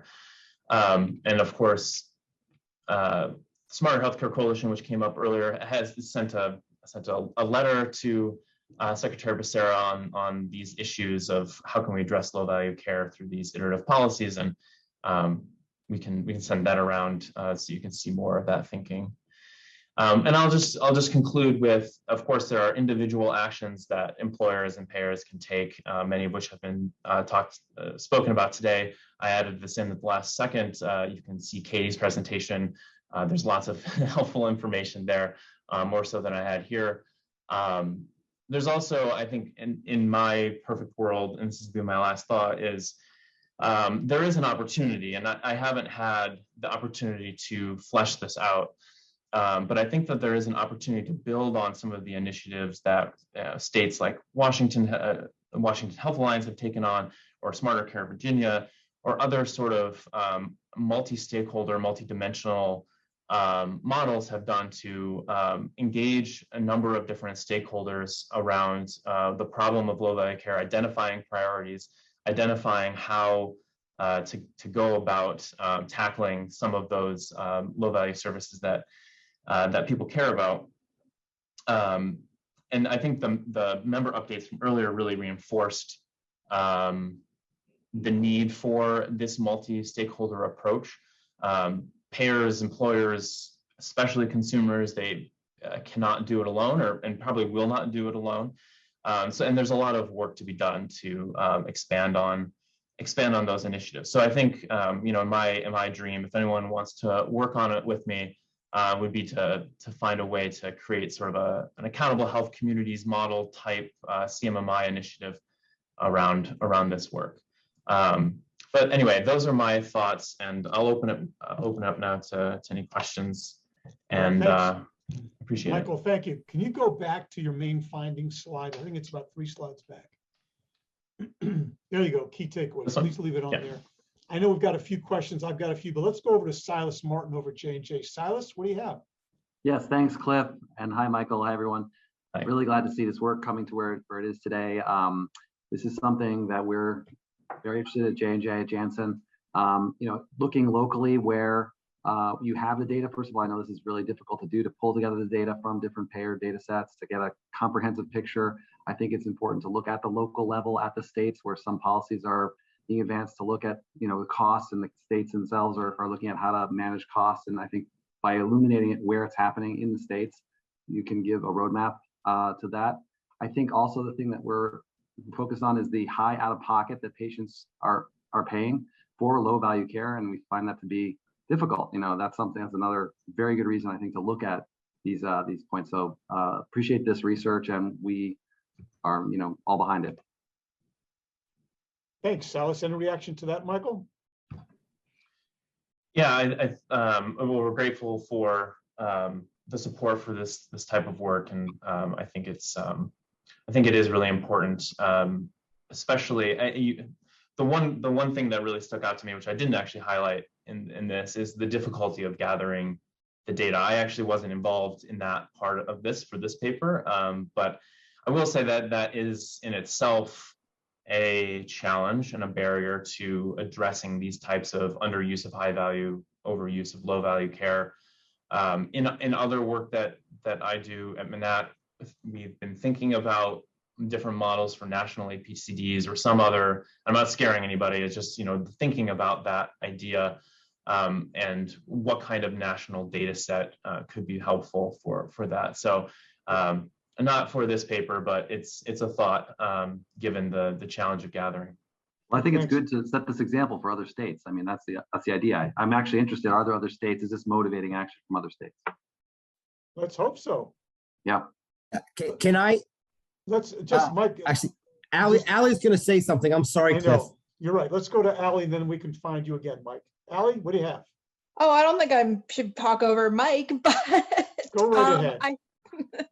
I think really just echoing exactly what Silas just said. It's something that we're really interested in at Pharma, finding ways to get this to states and making sure they can see, states aren't always the most innovative. So having something out there and can model it for other states is really exciting. And we're fully behind this work and really excited you guys are doing it. Good to have it out there. Over to Mike Chernow. Yeah, so obviously I'm very excited about all of this work. I've participated in it. I think Denise is here so Washington has been one of the leaders in this exercise. I don't know if Denise wants to say anything about this and what's been going on at Washington Health Alliance. I'm sorry, Nancy. I got it, or Denise, either. May want to say something about what they've done. We've been working with other states, and I think it is a way of getting the issue of low value care into the discussion around the table. It's easy to talk about this in abstract. Frankly, it's easy to talk about it the way we often do in the video. We say up to 30% is wasteful. And people say, well, what actually is it? And there's something about the specificity of the specific measures, the acknowledgement of the nuance, the recognition of actually what's happening that helps the conversation move forward. And although that's my perception from the outside, there's some folks that have engaged here from the States, and Mark Fendrick may want to jump in, where this type of report and this type of data is helpful. And you've seen Beth, I don't see Beth Ports here now. I don't know if everyone's on, but there's really been a lot of movement in selected states. Virginia, Washington, Colorado has been involved twice in using this type of data to move the conversation forward. And now I've talked long enough that I see Nancy's face on the video. So that means I can get rid of mine and let Nancy jump in. If Cliff's willing. Thanks, Mike. Nancy, I think you're on, right? Hi, everybody. And Denise certainly can handle this. She wasn't here for phase one, so I'll just jump in here and thank you for the opportunity, right? So when she spoke about the low back pain implementation collaborative work this morning, that is really phase two. Phase one that preceded that was providing 9 purchasers information on their population about low value services and high value services. On the low value side, using this tool. On the high value side, using HEDIS things like measures and well child visits. And looking across 9 purchasers, they selected low back pain as the area to focus on based on the use of this tool. So that's the best example I have of how we're working to drive this to action in the state of Washington today. Excellent point, and always leading the way as an exemplar. Thank you. Michael, I will have a question, a little off base. You referred to the cascade effects. Certainly the figures that you cite here across the 4 states, hundreds of millions of dollars here and there, it is real money. But isn't that truly only tip of iceberg money? Have you thought about what the cascading costs and healthcare implications are that flow from these services that you've documented? The cascading stuff has to add up to a heck of a lot. Has anyone tried to estimate that? And I see Fendrick is up next, but I don't know, Michael, if you want to take that first. I mean, I could probably find, there are a few papers that attempt to estimate this. And I think we heard I've been working with the task force too long. Probably a few task force meetings ago, we heard from, I'm drawing a blank on her name, but we heard from a researcher at Harvard that has done work on estimating the cost of the care cascades that results, I believe, from. It's Ashani Ganguly. Ashani. Yes, I can put the paper in the chat after I'm done. But yes, there are papers that attempt to estimate it. I think this was for colonoscopies, but I could be wrong. Low value care colonoscopies. And it estimated something to the effect of 10-fold increase in spending as a result of the initial service. So I can find that. There have been attempts to estimate it for the purposes of these analyses. These papers, they look at there might be ways of incorporating that type of logic that Ashani worked on into the health-based calculator. That's a technology question. But I think the cascades could be, there might be some way to estimate the care cascades, but not using the tool that we use here. Understood, but you've got a very strong data-rich case to make here, which if we're taking this to employers, for example, could be augmented by, and by the way, this is just the part of the iceberg you're seeing. You're spending a heck of a lot more money, and there are deleterious health outcomes and other equity issues arising here. This is an essential but not full part of the story. So anyway, I see Fendrick's name is up. Mark? Well, what a spectacular first half, Cliff. I just want to say that for those of us who've been doing this from the beginning, we started out, as you might remember, Cliff, with identify, measure, report, and reduce as the goals of the task force moving forward. And I have to say that I think we overachieved on the first 3. Choosing wisely was a blessing. We'll talk about the future of choosing wisely in the second half of this meeting, but 600 measures plus 50 from iterations of the health waste calculator. We have the VBIT-X list that Beth Boyden-Seiler was talking about, and we're now exploring some new measures from the Tufts cost effectiveness registry in terms of identifying and measure.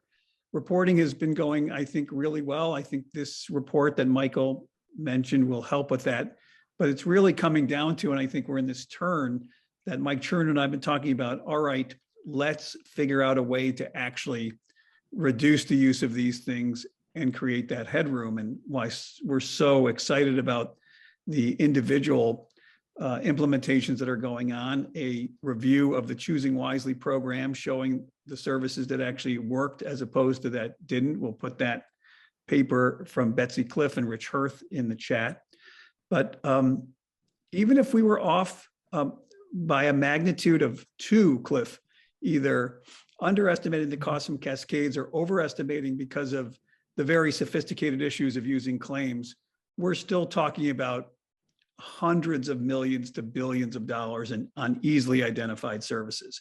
Yeah. And as Choosing Wisely turned 10 and the task force is turning 5.5, we still have a lot of work to do to see about how we can actually report back to these members and the organizations they work with that we've really done what we set out to do and created that headroom that hopefully we could allow more generous spending on healthcare services or even broader spending on things that may not be considered medical that are increasingly showing, as we talk about equity, to be potentially equally or more important to health of individuals and populations.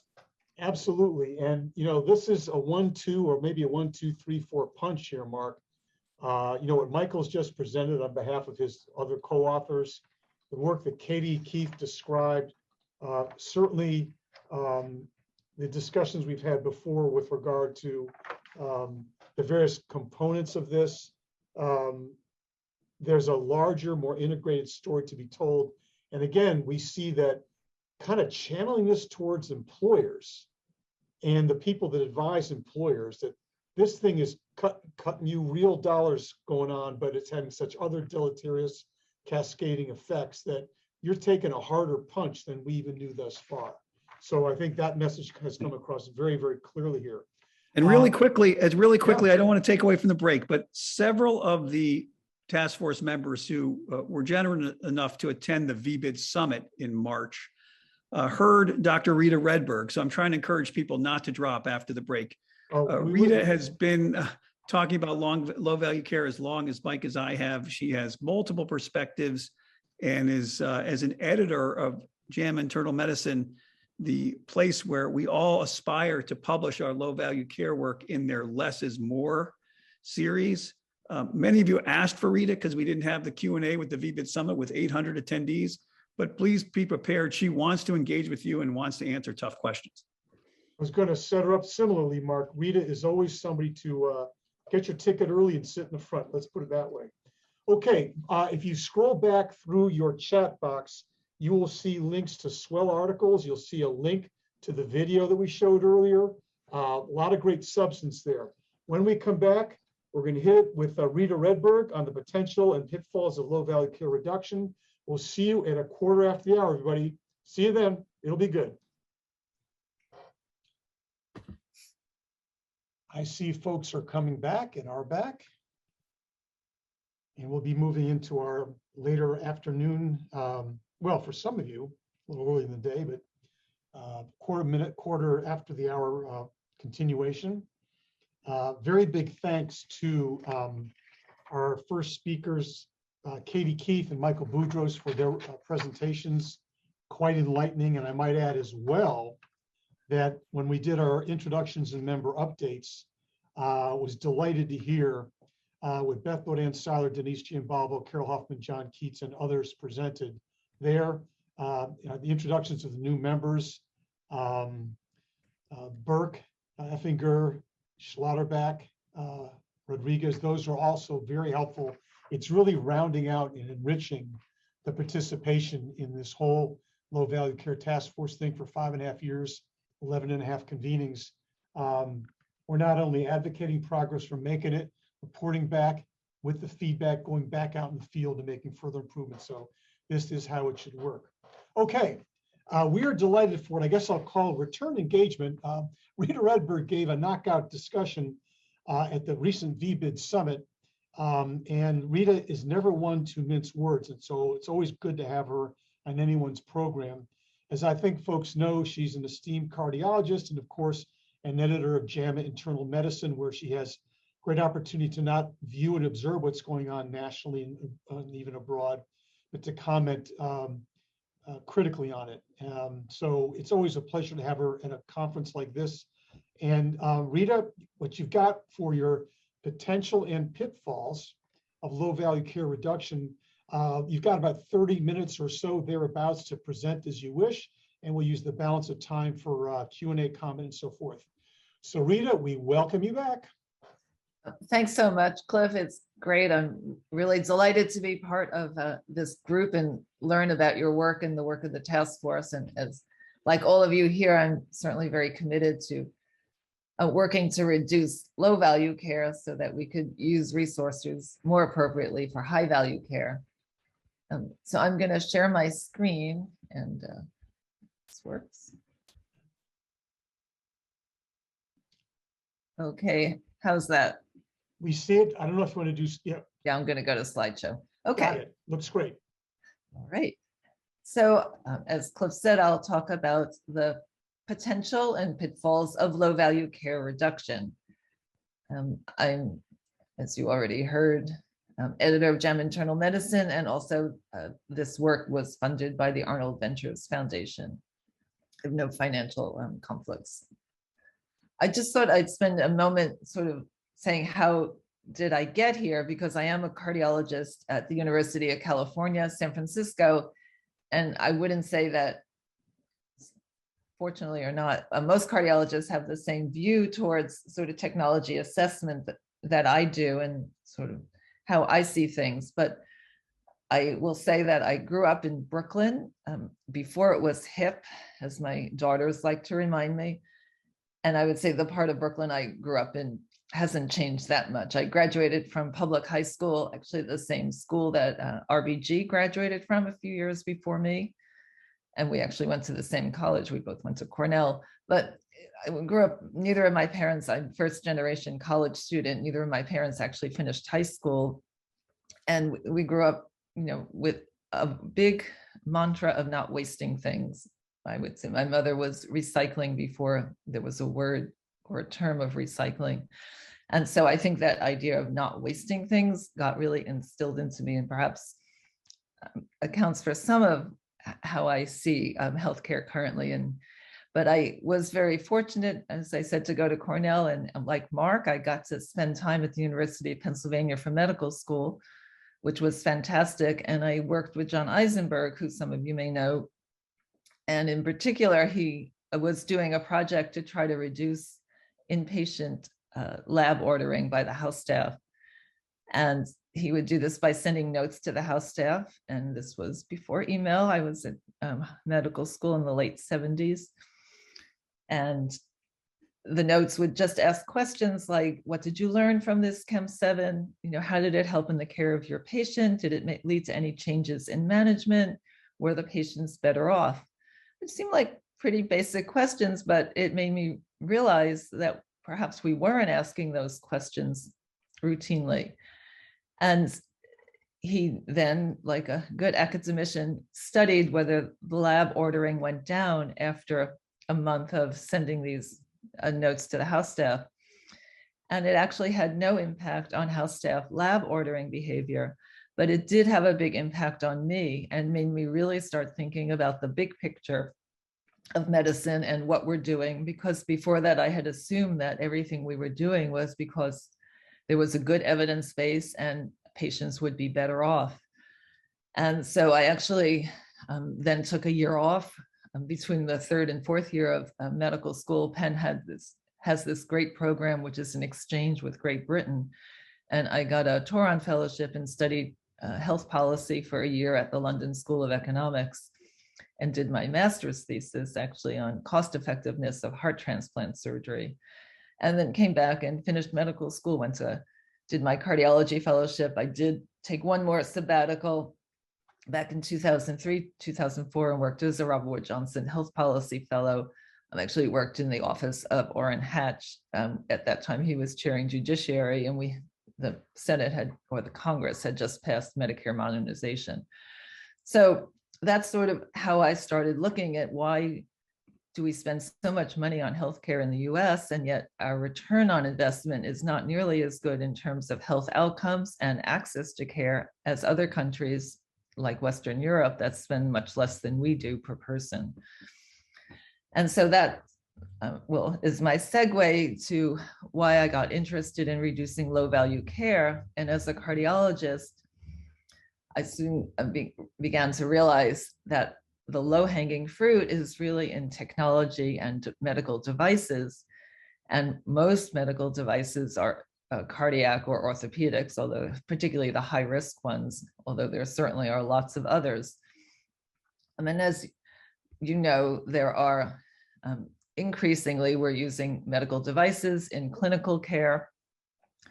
However, what I was very surprised to learn, and this is work that I started doing in like 15 years ago with Sanket Dhruva, who at that time we started working together when he was a first-year medical student at UCSF. He's now delightfully on our faculty, and we're continuing to look at the evidence that supports the approval of high-risk devices.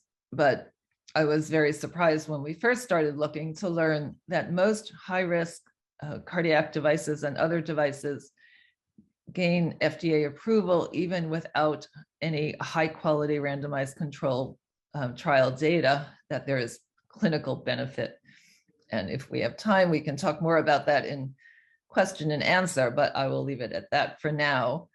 And I'll say that every time we do a test or a treatment, there often will lead to other tests and other procedures. You know, there may be incidental findings, one finding leads to another.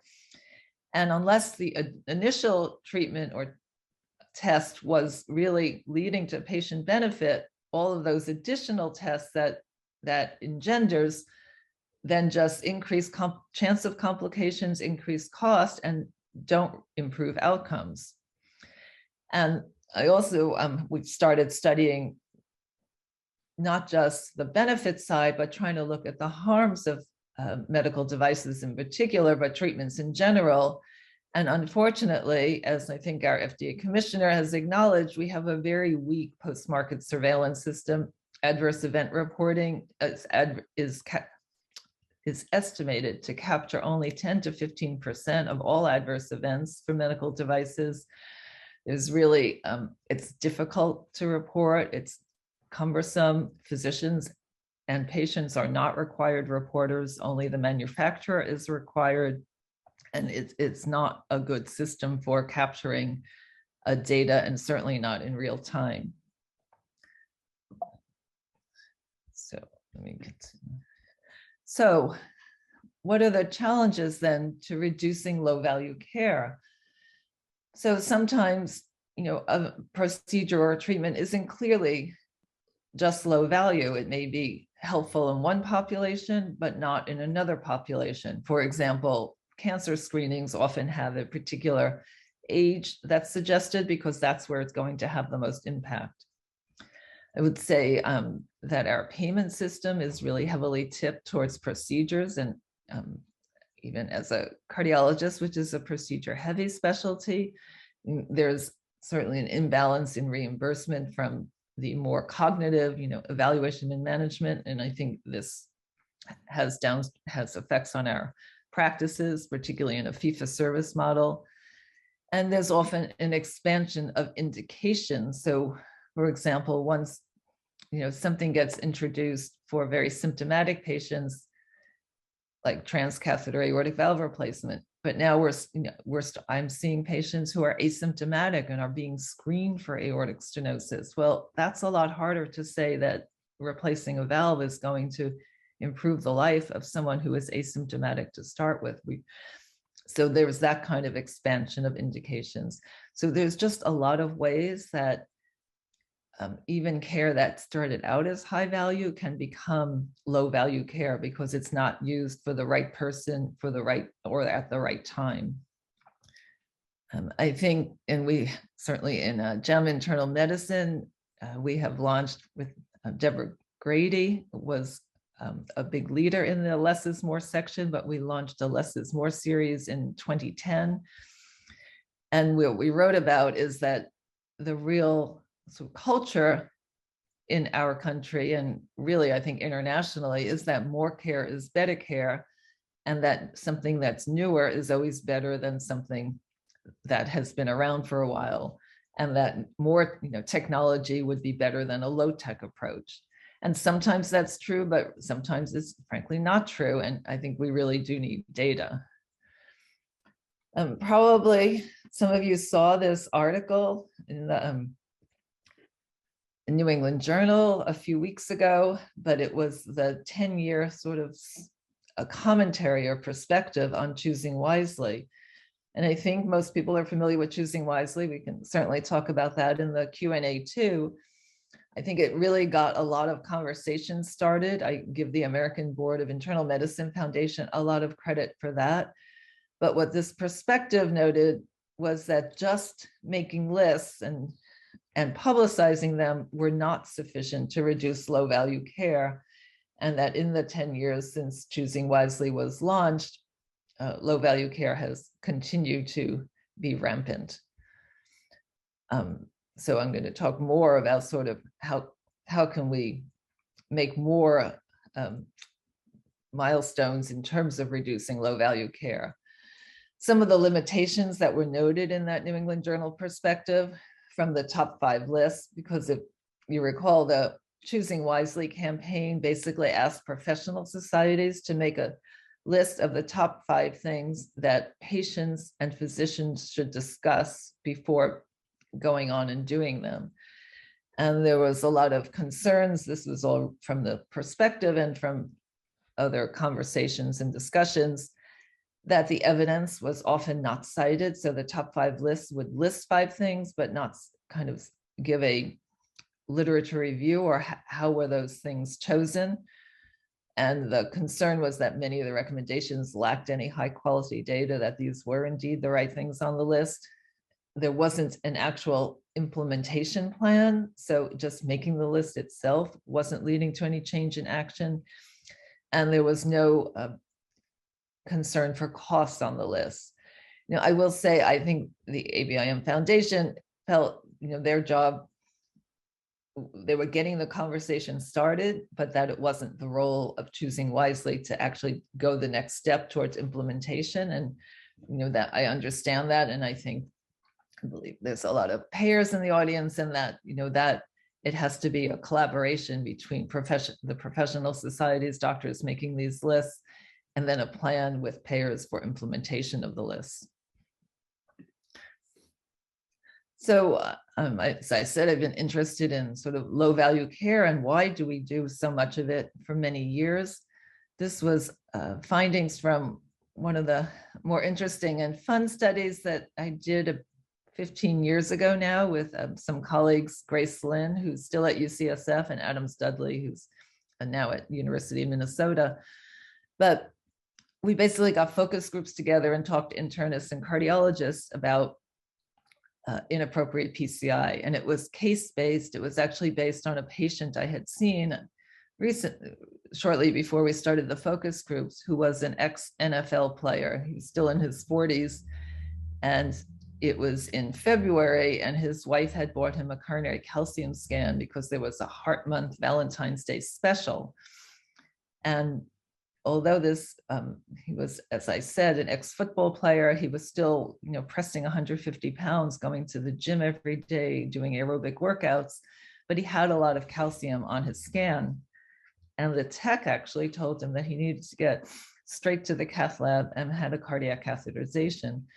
And he wasn't sure he wanted to do that. And he came to see me.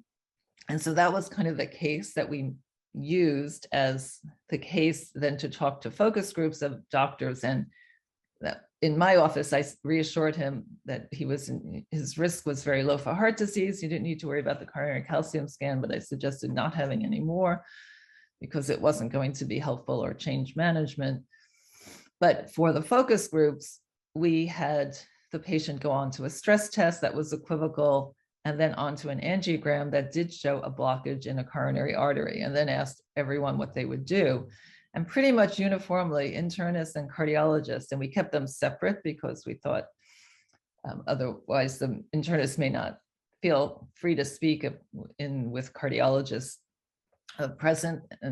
But both the groups of internists and cardiologists, and we did have academics, we had community-based doctors, we had Kaiser doctors, because we have a large Kaiser system in Northern California, and so capitated care. But pretty much uniformly, everyone told us that this patient, who was perfectly healthy in his 40s and asymptomatic, would get a stent.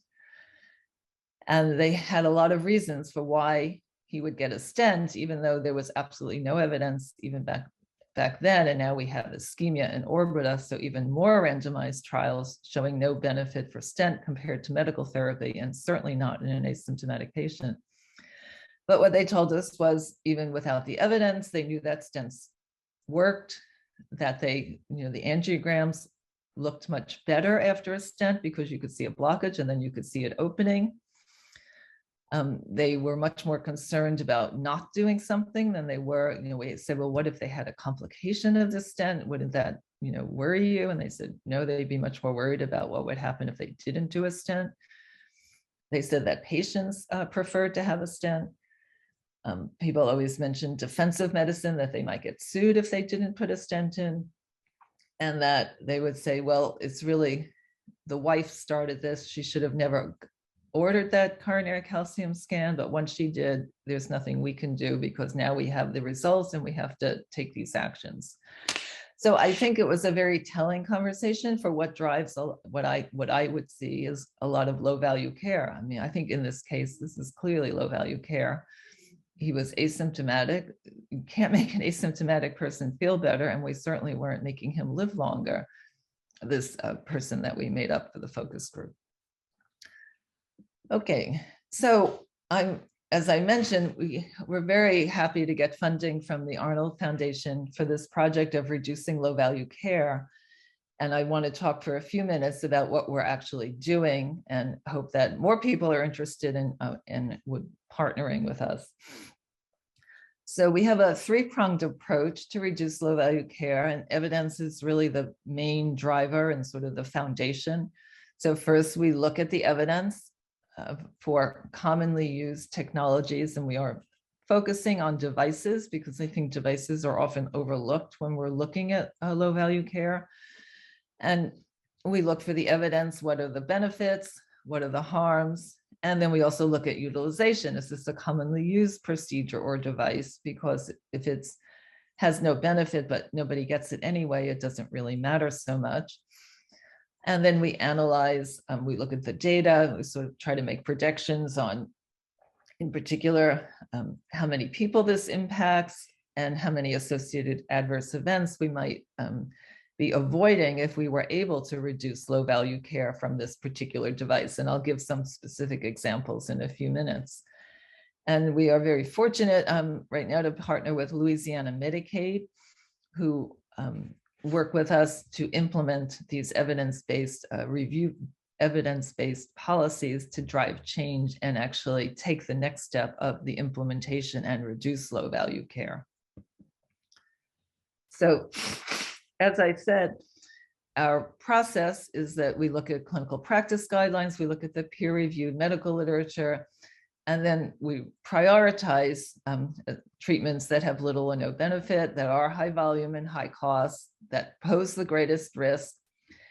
And then, as we're using claims measures, we try to find ones that can be identified easily using claims measures.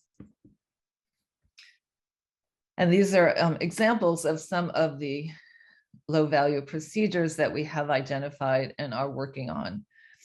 The CardioMEMS, the heart failure monitors that get implanted like a Swan-Ganz, essentially to measure internal pressures, subcutaneous ICDs, coronary CTA, which is probably one of those that in some populations may be helpful, but there's a lot of inappropriate use. Transcatheter pulmonary embolectomy, spinal cord stimulators, and many more. I'll mention a few of these and then I'm happy to discuss any more in the discussion part. This is some of our work that we have published, where we looked in particular at the MAUDE database and updated the event reports with the CardioMEMS system. And as I said, it's always a question of net benefit and net harms, and are balancing little to no clinical benefit with an increased number of event reports that have been reported to the FDA. There was PCI, subcutaneous ICDs, and these are some of our publications. This was another way we tried to get at harms, was looking very closely at the MAUDE database. This was work we published recently in JAMA Internal Medicine, led by one of our residents, Christina Lalani. And what we did was a manual review of 1,000 adverse event reports to the FDA. And so actually, looked using a sort of natural language processing, look for words like expired or terminal or autopsy, things that would indicate someone had died, and then read those reports. And you may be familiar with the reporting system, but when you report an adverse event to FDA, for a device, it gets reported either as a malfunction, an injury, or a death.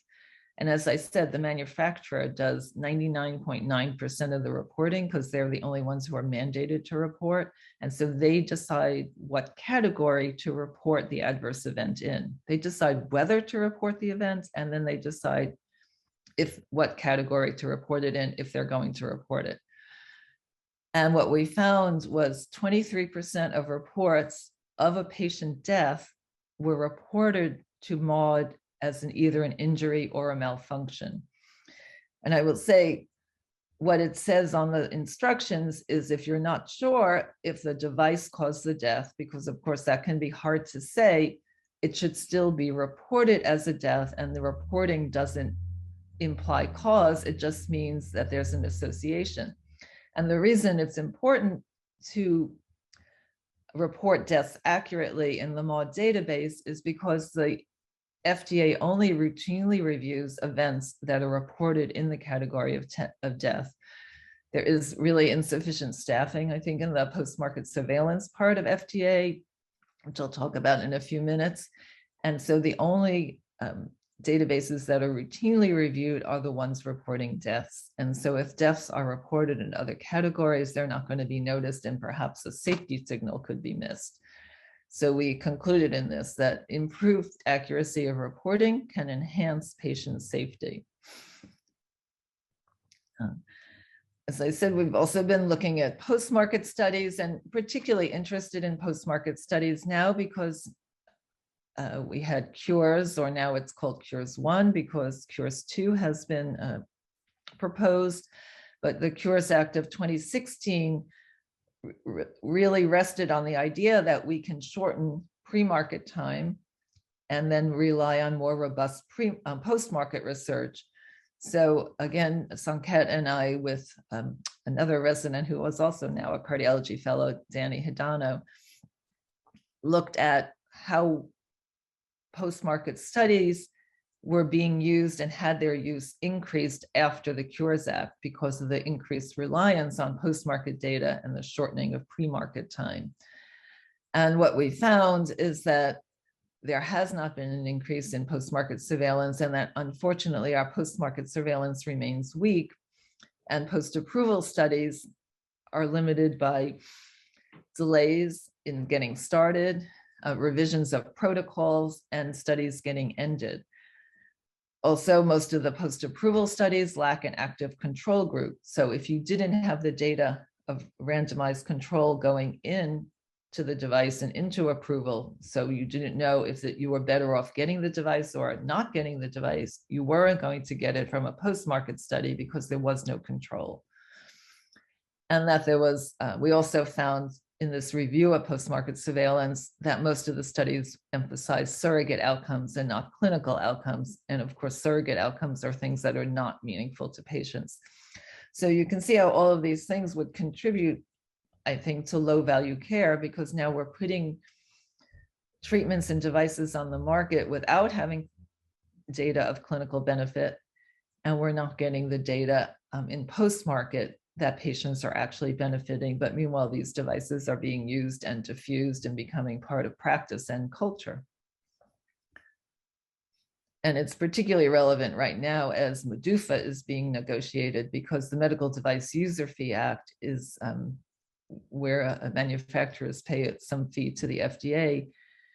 In those negotiations, all of manufacturers' emphasis is on shortening pre-market time, whereas I think it would be a lot better for the FDA and for patient safety to have user fees or congressional appropriations being earmarked for the total product life cycle, and including post-market surveillance. This was some coverage of the study that I just told you about, and the in the TCT, actually the Interventional Cardiology newsletter, where I said that I think that cardiologists in the medical profession have an important role to play, and that if the FDA heard the message that doctors really want more than a small study with a surrogate marker, that there would be more effort to do really meaningful randomized controlled trials. And I think payers and coverage have a role as well, which I'd love to talk more about. So what are the challenges?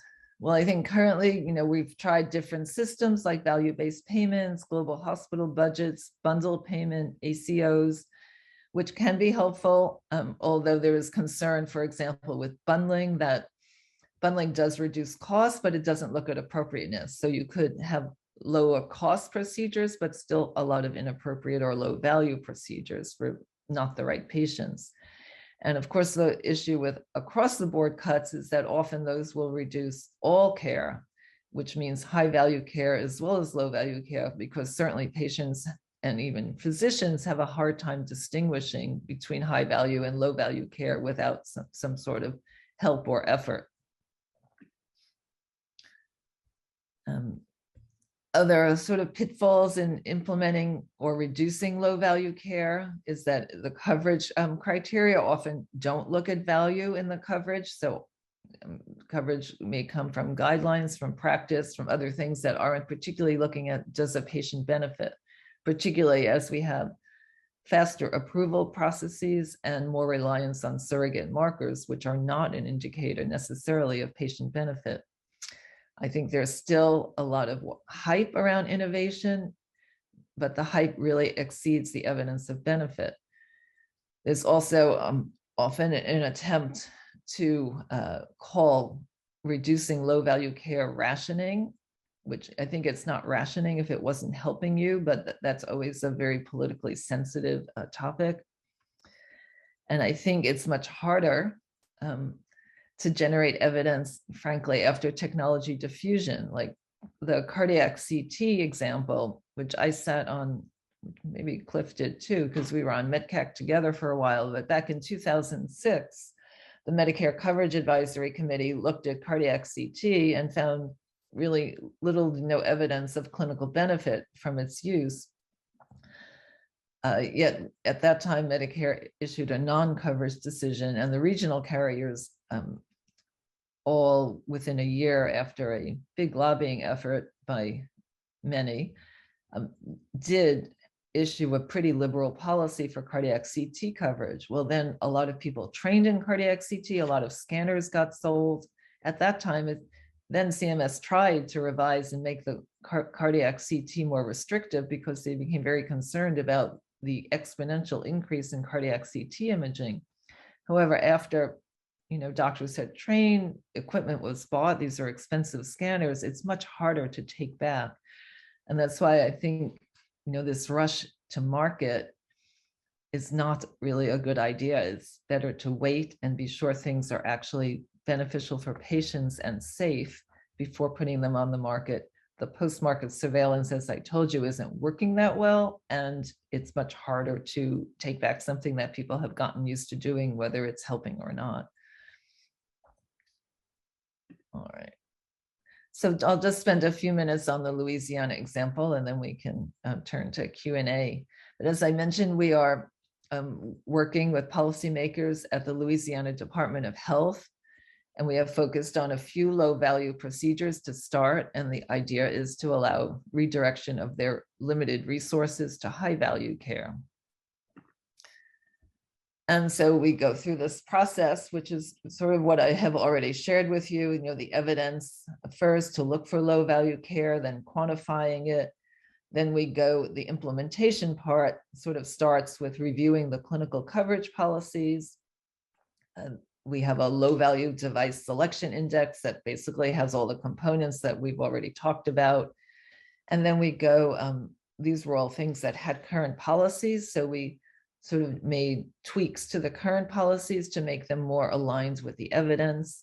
We then went back and talked to stakeholders, to the medical directors in Louisiana that would be affected by the relevant policies, as well as practicing physicians in the Louisiana community.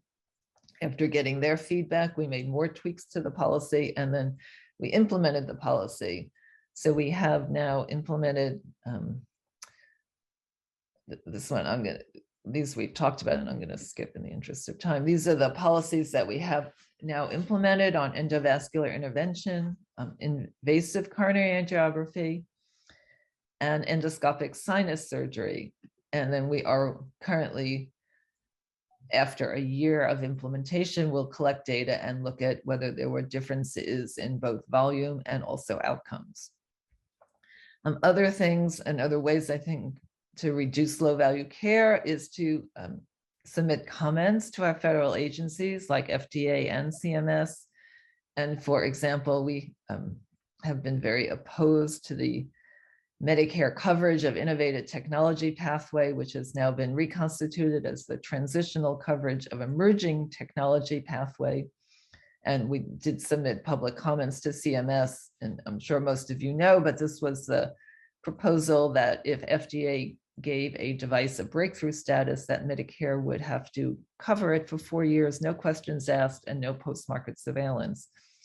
And as breakthrough status does not assure safety and effectiveness, we did not think this was a good idea and submitted public comments on this and a number of other topics which are listed here. I think, Cliff, I think I'm going to go through this quickly and so that we have time for Q&A. Sure, Rita, as you wish, that's fine. Yeah, because we can always come back to it in Q&A. I think this was one of our first comments that this one we submitted, I think, to the FDA because we were very concerned the FDA was reviewing this cerebral embolic device for transcatheter aortic valves. So the idea, you know, to do a TAVR or transcatheter aortic valve replacement, you have to put a balloon in the aortic valve and open it. And when you do that in a calcified valve, calcium can go flying and it can cause a stroke. And so the idea was to have a little device that was upstream from where the calcium would land like a basket and catch it. The problem was that there wasn't any studies showing that this actually reduced stroke or improved patient outcomes, and there is risk to using this device. And so when FDA was reviewing it, we just submitted a comment and said that we were concerned because there were a lot of adverse complications just from use of the device without any benefit on stroke. And we were pleased that I think the committee, I had it there, the FDA advisory committee and the FDA actually did end up voting against the 510(k) clearance of that device. So this just sort of a PSA for public comments. And if you are watching the federal agency's website and there are things the FDA often doesn't hear from a lot of the interested parties or a lot of the more practicing physicians and non-conflicted parties. So as I said, our plans for the future include continuing to evaluate the effects of the changes in the Louisiana Medicaid policy, looking at other devices that we might be interested in implementing policies for, and collaborating with additional payers and other organizations beyond Louisiana. So I think the future of the field of reducing low value care depends on really making evidence the foundation of approval and coverage, that we need continuous collection of data before and after FDA approval and clinical use. And of course, moving towards a value-based insurance design and payment is a really important goal and great way to reduce low value care. So I think that's the end of my slides, and I am happy to take any questions. Thank you, Rita. As I said, folks can use the raise your hand function. Rita, I'm just going to push you to the edge here with something you didn't mention, but some of your comments suggest that I am compelled to ask you about this. You've talked about post-market versus pre-market. You talked about surrogate measures. You got in a little bit to real-world evidence, real-world data. I'm just going to fly off the map with this one. Adalimumab, the Alzheimer's drug. Aducanumab. You got it. So yeah.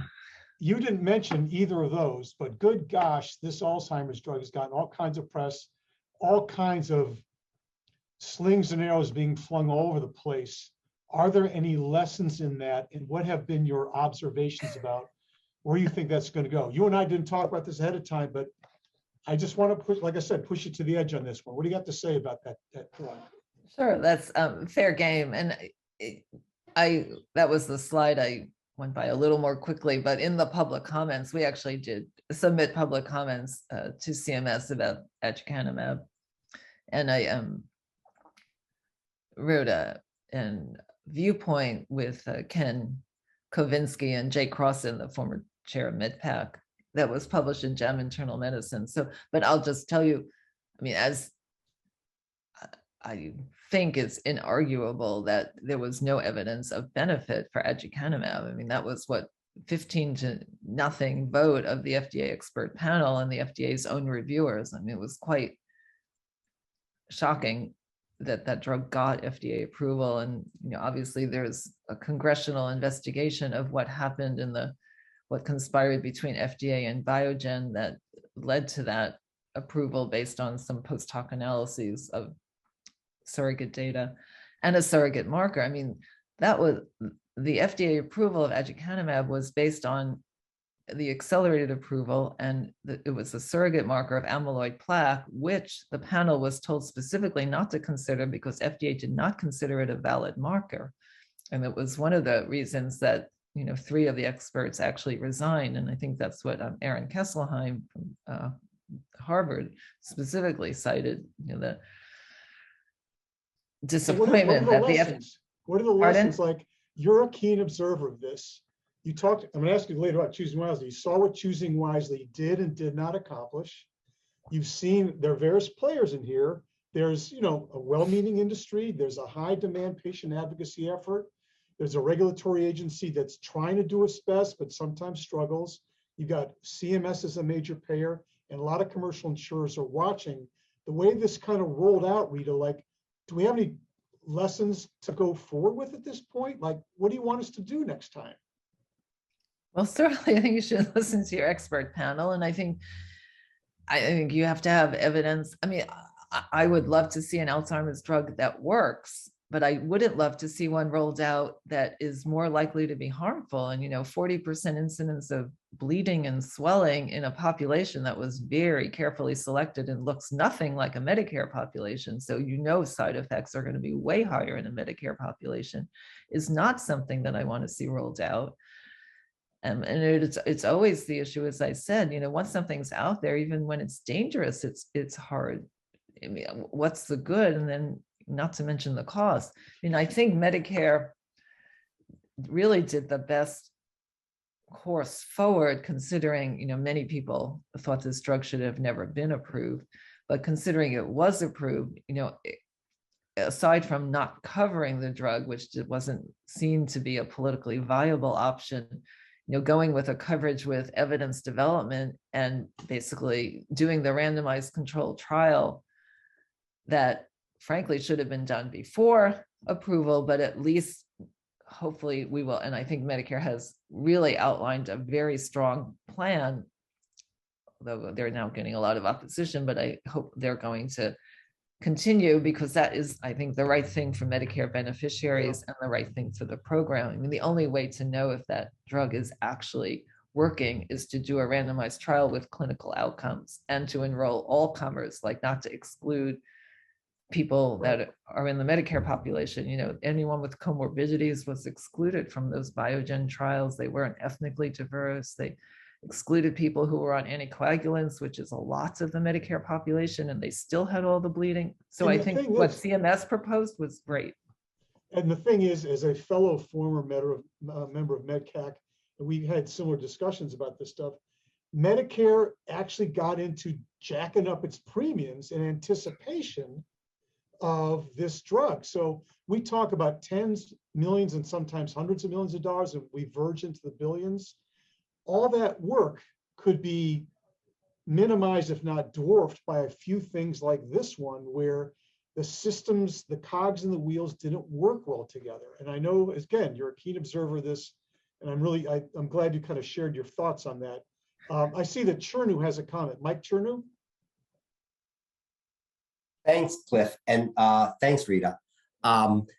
This is first a comment and then a question. The comment is you probably know that that's everything you've said is pretty consistent with where MedPAC has been and certainly where we were in our comment letter for Aduhelm, right? And you'll see more that's much in that spirit in the our Part B chapter that's going to come out in June. But I think we are quite sympathetic to the broader view that CMS, that FDA can't be a flag for what happens in coverage. And once you get through that hurdle, you have a blank check for whatever you want. I think that's the sort of elevator version of what the MedPAC position is. And that includes a bunch of evidence development stuff. And we'll do even further, hopefully with some recommendations that are even bolder next cycle.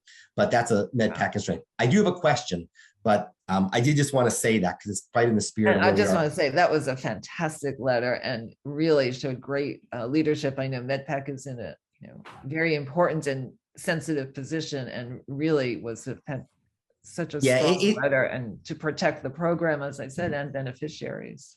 Yeah, it is just as an aside, and I know now I just feel like I'm chit-chatting with you. It is an interesting situation to deal with the substance and the sort of very politics. Some of the things, Rita, that I think you're free to say, you say because you're in a position where you can say it. It's interesting, when there's lanes that people have to stay in and how they do. So a lot of it has to do with people's lanes and what they think can happen. But anyway, that's a separate view. My question, which is a slightly different question, but still about lanes, is I'd love your overarching thoughts now about choosing wisely and where it's gotten us, whether it was valuable, and the role that, say, I don't know what the right word is. I'm going to say this as an economist, so it's kind of fun. Organized physician leadership in certain ways from, ABIM Foundation and the specialty societies, the role that they play versus what I will call, and again, I don't mean to say it this way, I'm going to call it unorganized, unofficial voices in the medical community. So a lot of what I take from your presentation is sort of, if you go through the academic literature and a whole bunch of cardiac things that I don't understand and a whole bunch of other various things that happen, you come up with sort of, I'm going to call it, for lack of a better word, a Redberg version of things.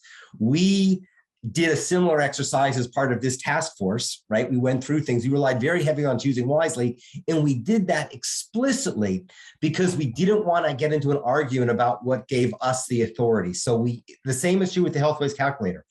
To avoid having an argument with users about the way we interpret a trial or what we think is going on, we've relied very heavily on sort of the role of official sanctioned stuff. The same is true. It came up earlier in Katie's presentation about the U.S. Preventive Services Task Force, and this actually becomes the central issue of the Kelly versus Becerra case about whether the people of the U.S. Preventive Services Task Force are official federal employees or whatever the heck it's called, and whether they have the authority to do those types of things. So there's this tension related to power. I might not have the word and authority. I might not have the word right. But if you have any thoughts on that, I'd really be interested in your thinking about how medicine internally will sort of adjudicate this and how it will influence the behavior of sort of the non-clinician community that ends up footing the bill and bearing the health consequences. So that was a long question. So I think Mark has commented or said it. It's difficult to get a man to understand something if his salary depends on him not understanding it. And there are certainly some who argue that the professional societies should not be in the business of writing guidelines, because that it is exactly what Mark is noting, for generally the idea is to have the people that are doing the procedure evaluate the evidence for the procedure. And there is an inherent conflict there when you're making your living from procedures. It's certainly, in cardiology, for our interventional cardiology guidelines, I think the ACC, feels that at least 50% of the committee should be interventional cardiologists, and that, and that's different than U.S. Preventive Services Task Force, which feels that, people who are qualified to read the literature and analyze trials can analyze things that are not in their field. And actually, we had my JAMA Internal Medicine editorial board meeting last week, and there was a proposal from an editorial board member that we should now include as conflicts of interest if you're making your money from the procedure that you're studying, because that is, this person said, as much of a conflict as, consulting money for using that. And I think I mean, that's a problem certainly in fee-for-service medicine. Perhaps if we go to more value-based payment systems, capitated systems, which we seem to be inching towards very slowly, maybe with ACOs and not much. And So some other. I think, I'm sorry, keep going, Rita. I was No. gonna. You go. Yeah.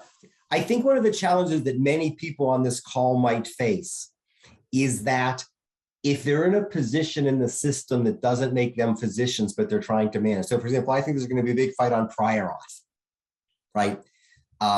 If you're in a position where you're portrayed culturally and otherwise as the bastion of protecting, if you will, finances, but not patients, what I think is a I think it's a misstatement of what is going on, but I think it's off of the way people are portrayed.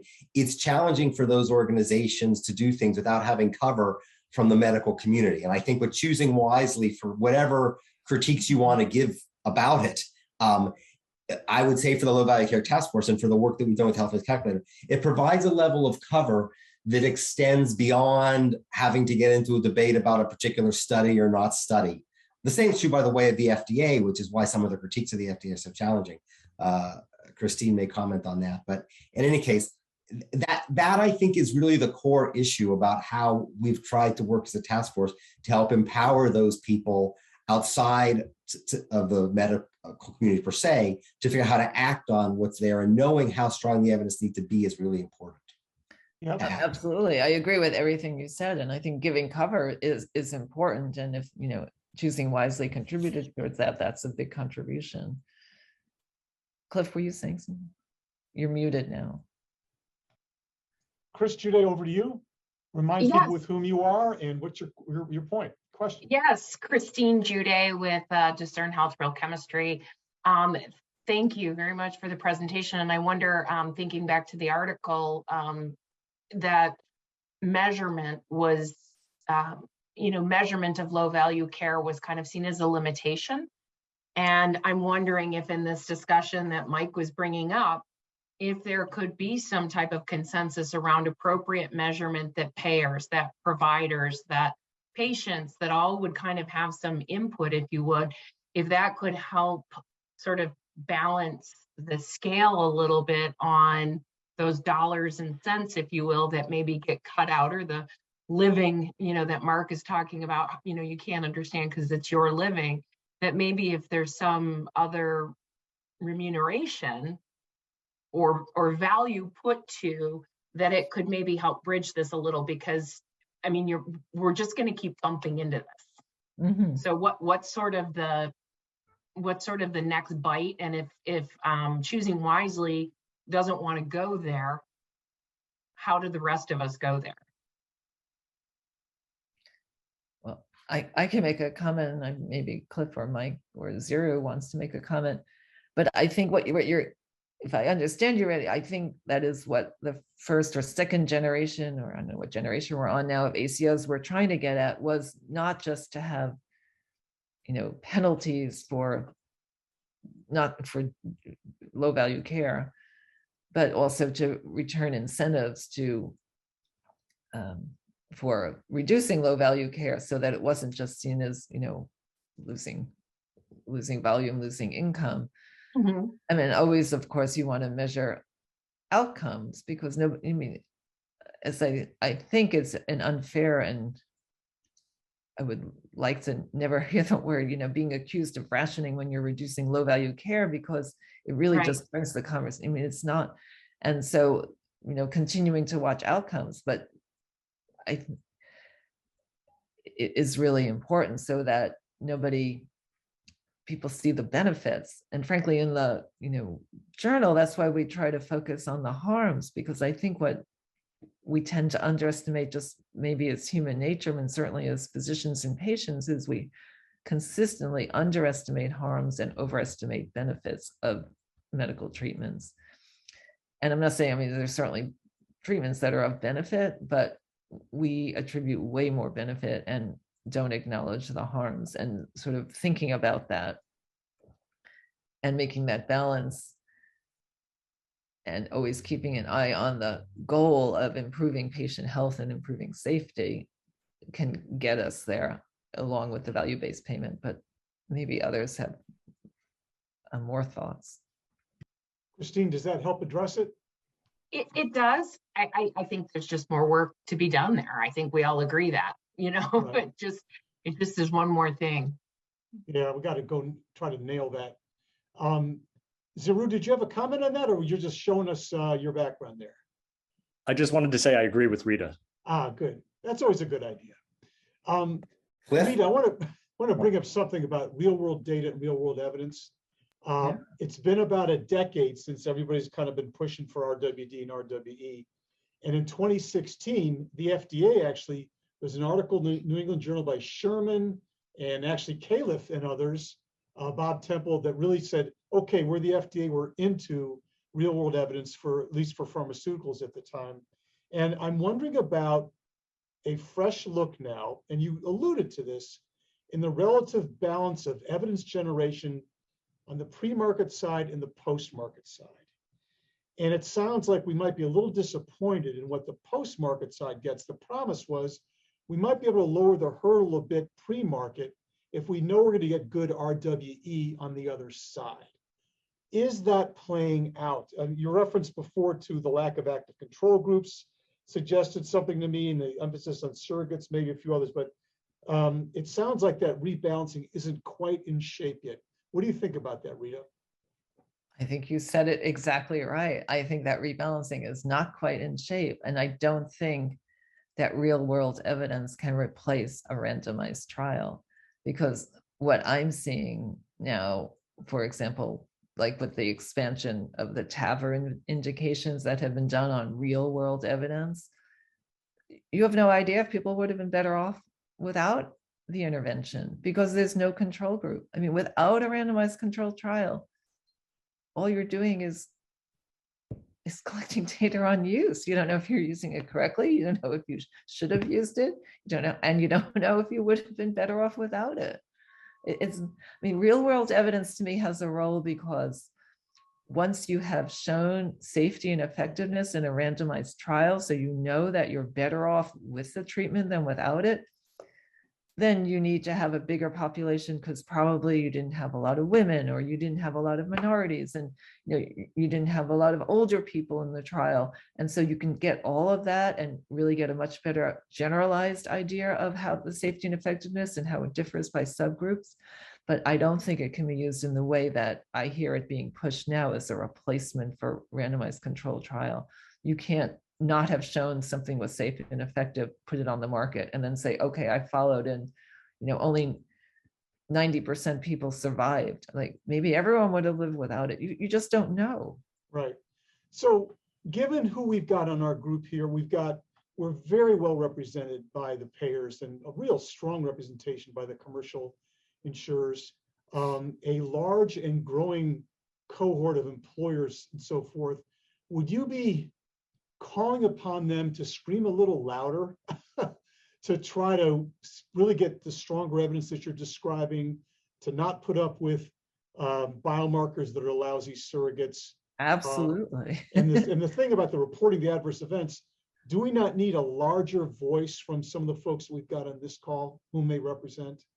Absolutely, Cliff. I agree with you 100%. I think if we all, including payers and physicians, professional societies, patients, all make loud and clear that surrogate markers just don't work.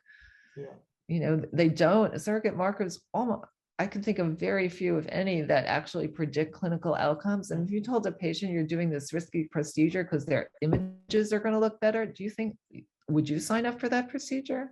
I have declined, actually, Yeah. that very thing on one occasion. So thanks. I see Mark Fendrick has a comment to make. Mark, what do you have? First, I want to thank Rita. That was incredible. I do want to get to the provocative question that I was hoping you'd address. So, and I'll just give a little story. So, you mentioned coronary stenting, which didn't make this low value care task force list because we're kind of wimpy in that we chose intentionally in R5 ones that would not make the phone ring, or in the cases Cliff remembers, the near shutting down of HCPR when folks like us try to take on back surgery, which we'd love to, but we're wimps, so we won't do that. But coronary stenting, as Chernu's heard 100 times, is my favorite high-value service and my favorite low-value service. And when I was asked to meet with a bunch of policymakers, I suggested that we pay cardiologists not to put in stents for stable angina. Because if the procedure's $6,000 and the cardiologist gets $2,000, we have $4,000 to bribe them. Would you support that? Sure. It's, you know, it's like, it's a start. So Because I right think now John Keats is still with us and Wendy Shanahan with this idea of, you know, I always say Upton Sinclair's quote, because I would never use man instead of women and man or them in these things. But as I've been getting through the chats and in my text, that we're still talking about the fact that we have not really aligned incentives. And we lit a fire under Chernu in the last few meetings, and he's working very hard for the employers on this call to hold the plans on this call, to hold the providers on this call accountable. Right. And thank you. I see a hand clapping from Chris. Thank you. This is what this task force, as practical implementers, are really trying to do, understanding that it takes baby steps. We're not expecting to see, you know, $800 billion of low value care to go away. But I do want the $2 billion a year to pay for the insulin copay cap. And I know we could do that with D-rated services in Medicare, for which there's already legislative and regulatory authority, but there's not the will for, you know, you guys talk about this group called MedPAC that no one else really likes or cares about, but we have the chair on the phone, and we could really do a lot, just starting with those services that are deemed no value by the same group that tells us things are so good that they have to be free to patients. So that's probably my final comment. I thank you, Zuri. I'm incredibly excited to hear what you have to say, but I was hoping that the folks who are chatting me to say, come on, can we really bring about these changes without meaningful changes in incentives for clinicians? I'm glad you agree. Thank you. Chernu, Mike Chernu, do you have a quick comment or a question for Rita? Last one. I was just going to make a quick comment on surrogate outcomes. In general, of course, it may be clear I'm pretty supportive of all that Rita said. I do think there are certain clinical areas where you need some version, like cancer would be a good example, where you might need some version of a reasonable surrogate outcome because the duration till you get the real outcome might be longer. And so I think the challenge with a lot of this debate is how is the proximity in time between the treatment and the outcome and how you manage that. And so there's a difference in my mind between surrogate outcomes and bad surrogate outcomes. And I think that's really where the challenge has been. But we may be out of time to have that discussion, which is why it's nice to have a chat. Okay, thanks very much. I'll send it to you. I will just, my concern in oncology, especially where, I mean, cancer is a highly fatal disease generally, and the progression-free survival doesn't predict survival. I mean, the surrogate outcomes are terrible in cancer. And so then you're talking about really toxic, expensive drugs that are not making people feel better or live longer. So I think I disagree. I think that we cannot, I mean, if you can't rush. I mean, I know we want things fast, but if you're getting the wrong answer, I think it's worth waiting and getting a clinical outcome than approving something on a surrogate that turns out to be hurting people, because we've done a lot of damage and it's really hard to undo. Yeah, there is interesting history in this. Actually, going back to HIV/AIDS and the drugs in the 80s, that's when this discussion about truly useful surrogates did arise.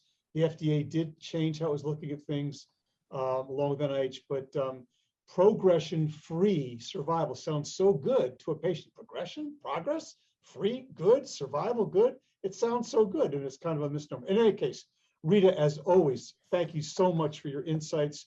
You tell a wonderful story, starting with your own, by the way, rah-rah for Brooklyn and Cornell, but you weave that into how you have such an acute orientation to these very important issues. So many, many thanks to you, Rita Redberg, as always. My pleasure. Thanks so much for including me, and I'll go off screen and listen to Zuri. As we all want to do right now. All right. We want to hear about the impact of the pandemic on low-value care.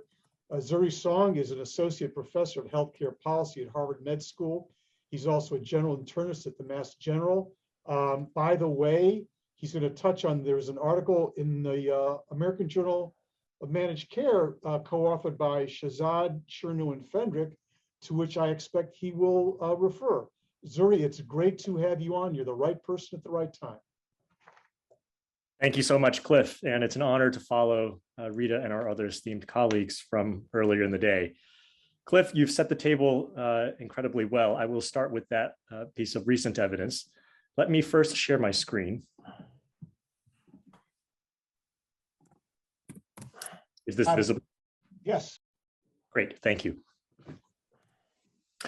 On that note, without further delay, I wanted to first share the main figure from this recent paper, where we studied the utilization of a number of high and low value services. This is an average definition or average conceptualization of their high or low value. And we split them into categories where the blue line here suggests the combination of low value services took a dip at the beginning of the pandemic in terms of their utilization, as did that of high value services in the dark blue. And the all visit summary measure here is meant to have kind of a counterfactual or benchmark effect for you to interpret. So relative to all visits to providers, which certainly also dropped by a substantial amount, the blue lines show you how high and low value services fared. This is in the Optum data. So just to give you a sense of the payer population. And we're going to use January 2019 here as the benchmark. So imagine January 2019 is your denominator.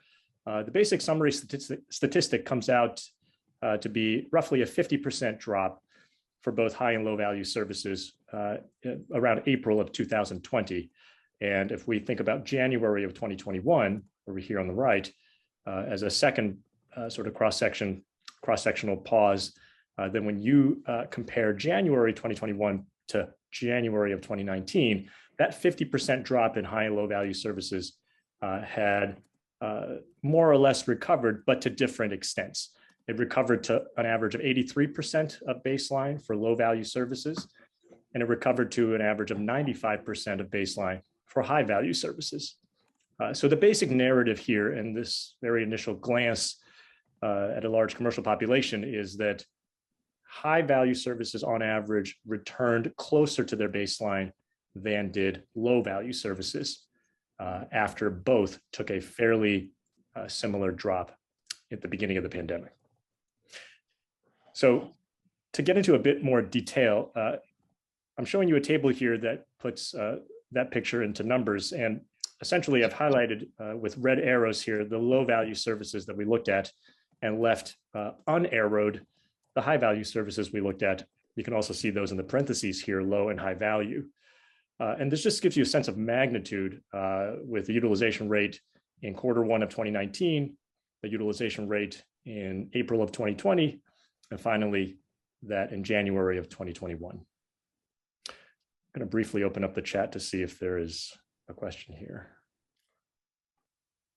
You're good. We'll have questions at the end, I think. Great. There was a link to the paper.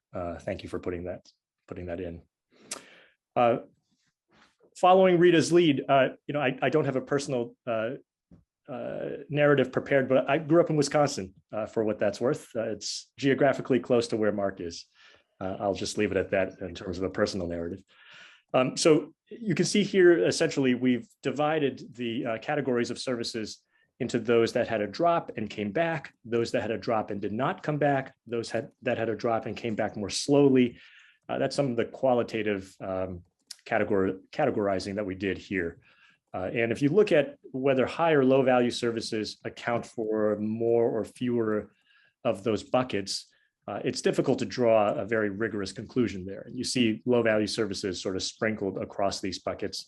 If you squint, you might be able to say that those services that declined but had a slower rebound included a lot of high value services, but it also included a couple of low value services, and those with a more robust rebound perhaps also included a higher share of high value services. So I don't want to make too big of a point here on attributing value to what kind of rebound that we saw, because we really saw a mix.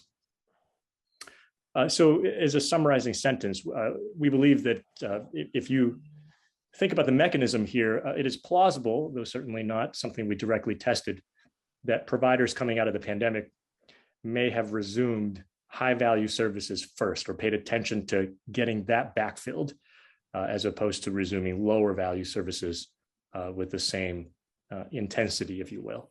That I will leave that as more of a hypothesis and certainly not a mechanism that we were able to directly examine. If you are interested, this is a set of appendix graphs that essentially break out the 4 categories I noted above, and then just plots out for you the various services and give you a comparison to the all visits counterfactual. It's not the most rigorous counterfactual, it's simply all visits to clinicians sort of as a baseline of outpatient utilization. So, I mean, for a more striking example here, if you look to the right, asymptomatic COPD screening, which we believe is generally low value, that did not recover certainly as much as lung cancer screening, which is a canonical high value service. Of course, in the appropriate individual, which we tried to design in constructing these measures. So I'll leave this study at that. Happy to talk about it more if you guys are interested in the Q&A. Let me now move on to a bit of a narrative that involves or weaves through some of the points that Rita had made, especially pertaining to alternative payment models, and then touches on some conceptual issues around appropriateness with some further evidence from the commercial payer population on provider level variations in appropriateness. And finally, I'll show you a sort of, I might say, stimulating or a fun example of something that changes our beliefs about appropriateness that we can resonate with in everyday life. All right, so first, when the pandemic hit, we had a group of folks here in Massachusetts to whom I remain very grateful, including those in the public sector and our state government, who came together and quickly fielded a survey among providers in the state, asking them what they thought the pandemic was doing to their practices. This is both facility-based and independent practices, both private and those that were academic. So we asked a bunch of questions. Most I'm just skipping over entirely, but I wanted to highlight 2 questions here for you to chew on. The first is we asked, without further financial assistance, what's the % chance that your practice would do any of the following in the future? And I've constructed the results here to show you how many people selected a certain option, and then what the % likelihood is that they'll actually follow through with it. This is meant to take one small step in survey design where instead of asking somebody, do you like this option, you want to get a sense of how serious are you about that. That's what likelihood is meant to capture. Certainly it's not perfect.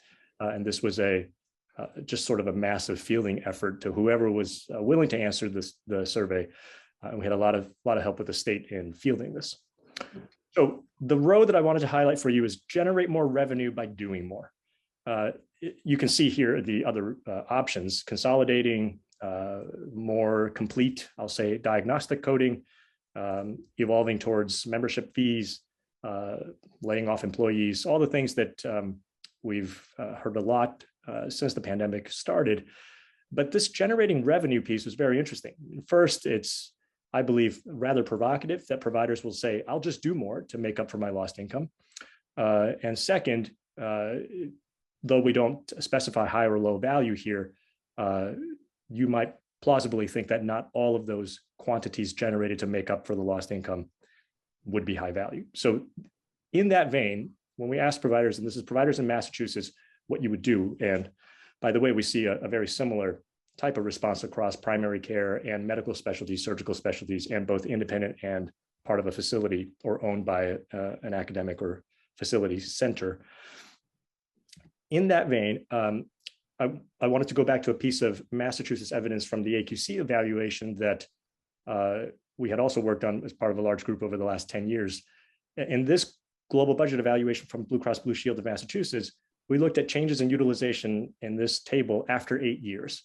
The control group here is all commercial enrollees in HMO or POS plans across the other 8 New England states who had a fairly parallel pre-trend in terms of spending and utilization prior to the global payment.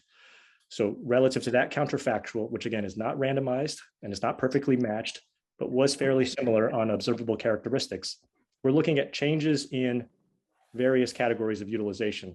With, again, the arrows here, red denoting low value, and we got one green arrow denoting high value services. And here you can see on the right, for those that were statistically significant, at least at the 0.05 level classically in papers, the percent change in these categories. So after 8 years of payment reform, if you will, with a classic type of two-sided ACO contract, shared savings and shared risk with typically 5-year duration, sometimes 3. In this contract, providers after the 3rd year began to ratchet down on utilization relative to control. And these categories were where they targeted their efforts. So there was some imaging here, as you can see. Specialty drugs decreased by about 20%, which was fairly large relative to that pre-AQC baseline. Laboratory tests declined by about 17%. Emergency department visits went down by about 13%. High value services were quite a mixed picture. We see an increase in colonoscopies, which you might interpret favorably in terms of value. So there was some, at least not discouraging, but potentially encouraging evidence from the Massachusetts context. And with this as the backdrop, we asked providers during the pandemic, so if you were to be paid in this way, how would you feel about it? Or if you went from fee-for-service to something else, what would you prefer? That's the crux of the next question. And here is the response. Primary care independent versus non-independent up top, and everybody else, specialties across medical and surgical, as well as psychotherapy, physiatry, chiropractic, and other clinicians are here aggregated at the bottom. Independent practices on the left and system owned on the right. Basically, the preference for pure fee-for-service was incredibly strong. You can see here among medical and surgical specialists at the outset of the pandemic, they were certainly hurting financially, given what they told us. But even at that time, if you would suggest, what about moving to a more prospective payment model where your revenue stream is, in some sense, more protected or guaranteed at the outside of a contractual period, but you did have to worry about managing population health, or at least managing a bundle or episode. The response we got back was generally, no, thank you. We prefer fee-for-service, pure fee-for-service. And that was even apparent among primary care independently owned practices, no surprise, but also quite prevalent among the system-owned ones. We weighted this, as you can see in the corner, by FTE. So this is the average opinion of the average doc, as opposed to the opinion of the average group. So if a group has a lot of folks, like if Mass General Brigham has a lot of PCPs within this yellow bar, they get a heavy weight. So if you don't weight this by FTE and you weighted this just by group, I can tell you that the orange bar here for primary care would be much smaller, and the blue bar would again essentially win. So fee-for-service remains a dominant preference for providers, even during the pandemic when their revenues fell sharply at the beginning, and even with some plausibly encouraging evidence of global payment after 8 years in the same state. Okay, so that's the narrative about Massachusetts and payment reform. So now I want to offer a couple of insights about how we think about value. Here, I am simply proposing an appropriateness multiplier as a conceptual or sort of coefficient onto this typical fraction we think about. Quality over outcomes over unit prices, but think of a coefficient of appropriateness. So what this captures is the high quality, great outcome from a surgery that was low priced, which ended up being unnecessary in the first place, should still give you low value as a definition, as opposed to a high value. So this challenges the paper actually showed at the beginning in some ways, because this is an effort to add clinical nuance. Mike, I think your mic is still on. I hear your bowl there. This is meant to add clinical nuance, which, as you know from Mark's remarks over the years, is sort of a central focusing theme. So how do we investigate the breadth of clinical nuance within providers? To attack this issue of appropriateness, conceptually, I want to walk you through a narrative of starting with the Dartmouth Atlas, which our colleagues earlier mentioned, showing variations geographically, to our IOM report in 2013, led by some of our senior colleagues here, suggesting that it's not really differences across geography that should be the policy lever to focus on, but rather within geography differences across providers. So the subtitle here you can see from this IOM report was target decision-making at the provider level as opposed to geography. So where does that leave us? I will skip this. And essentially the motivation as shown by that diagram has led us to this first initial piece of claims-based evidence on provider level variations in appropriateness, where we used BHI data from 2016 to 2019, studied 5 major cities, and we basically looked at doc level variations in 14 measures of mostly specialist high and low value services, using the NQF, CMS, and ARC specifications wherever possible. I think 9 of the measures were exactly constructed as such. 5 of the measures were newly constructed based on peer-reviewed literature, clinical guidelines, best practice guidelines, and we cited everything as a way to justify our definitions. So what this led us to, I'm going to give an example, given I believe Denise at the beginning of our meeting mentioned that her work was centered on back pain. So here's one of the 14 example services that happens to focus on back pain. And this one shows you the proportion of an orthopedist or neurosurgeon's patient panel with low back pain, defined here in a little bit of a fine print on the lower right, that received spinal surgery, specifically in this case, spinal fusion. So fusing segments of a spine is often controversial, sometimes not, but often controversial. And there are widely varying preferences doc to doc with regard to how frequently you should fuse the spine. What is not controversial is the prevalence of low back pain, which is high. It accounts for historically something like 1/3 of outpatient primary care visits in the US is back pain. And B, it's high priced. Spinal fusions are high priced. So with those two indisputable facts, what's in dispute is what proportion of patients should get the surgery, who should get the surgery. And so when we line up the surgeons within the same city in the same set of patients, so we require patients to have a certain clinical profile, we exclude everybody else, and we try to standardize the profile within docs. And we then look at, in a certain period, did the orthopedic surgeon or neurosurgeon here operate using a spinal fusion? So what you see here lined up from more appropriate to less appropriate, again, this is an on average measure, is essentially wide variation. The color differences here in the graph denote quintiles. So the, if you will, most appropriate quintile of orthopedists and neurosurgeons generally fused about 1/4 or so or less of their back pain patients' spines. But in the same city for the same patients under the same clinical indications, as far as we can tell from claims, the 5th quintile or the opposite quintile in the distribution fused somewhere around 60+%, even closer to 100% at times for many of these docs, the spines of their patients with back pain. And so I've provided you the numbers here at the bottom for the 5 cities that we looked at, the specific rates, and then a 95% confidence interval around the difference relative to quintile 1. So the table shows you if we compare quintile 2 to quintile 1, what's the average gap? If we compare quintile 3 to quintile 1, what's the average gap, and so forth. So taking this framework of looking at the physician level variation, I'm showing you here now 5 additional example measures from this study. Just to call out a couple, endoscopy for GERD with no alarm symptoms, we generally feel, and the guidelines would agree, is plausibly low value, at least on average. And for a measure like this, the variation is much smaller, as you can see.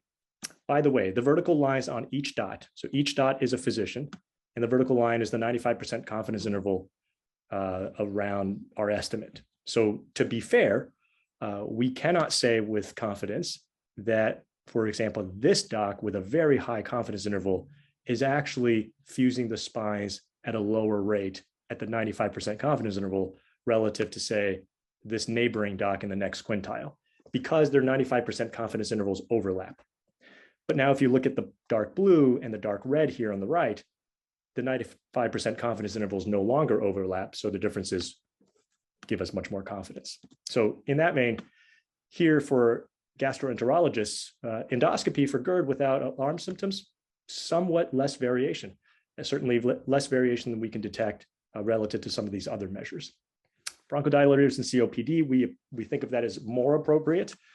So we highlight the blue end here on the right. C-sections for low-risk pregnancies, there's a lot of literature around that.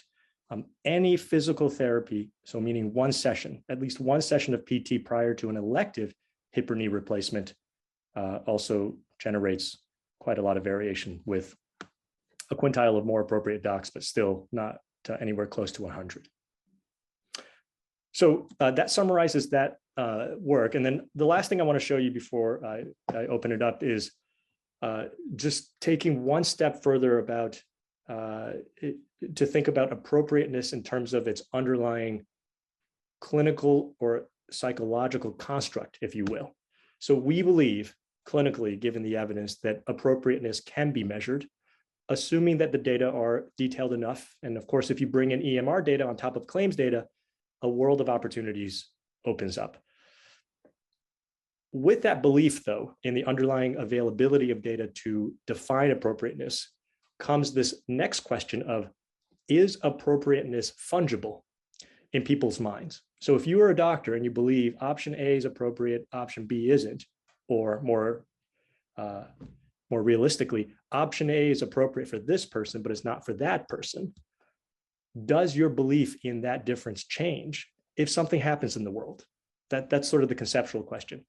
Are our beliefs about appropriateness intrinsic, or are they fungible and susceptible to other forces, be they economic or clinical?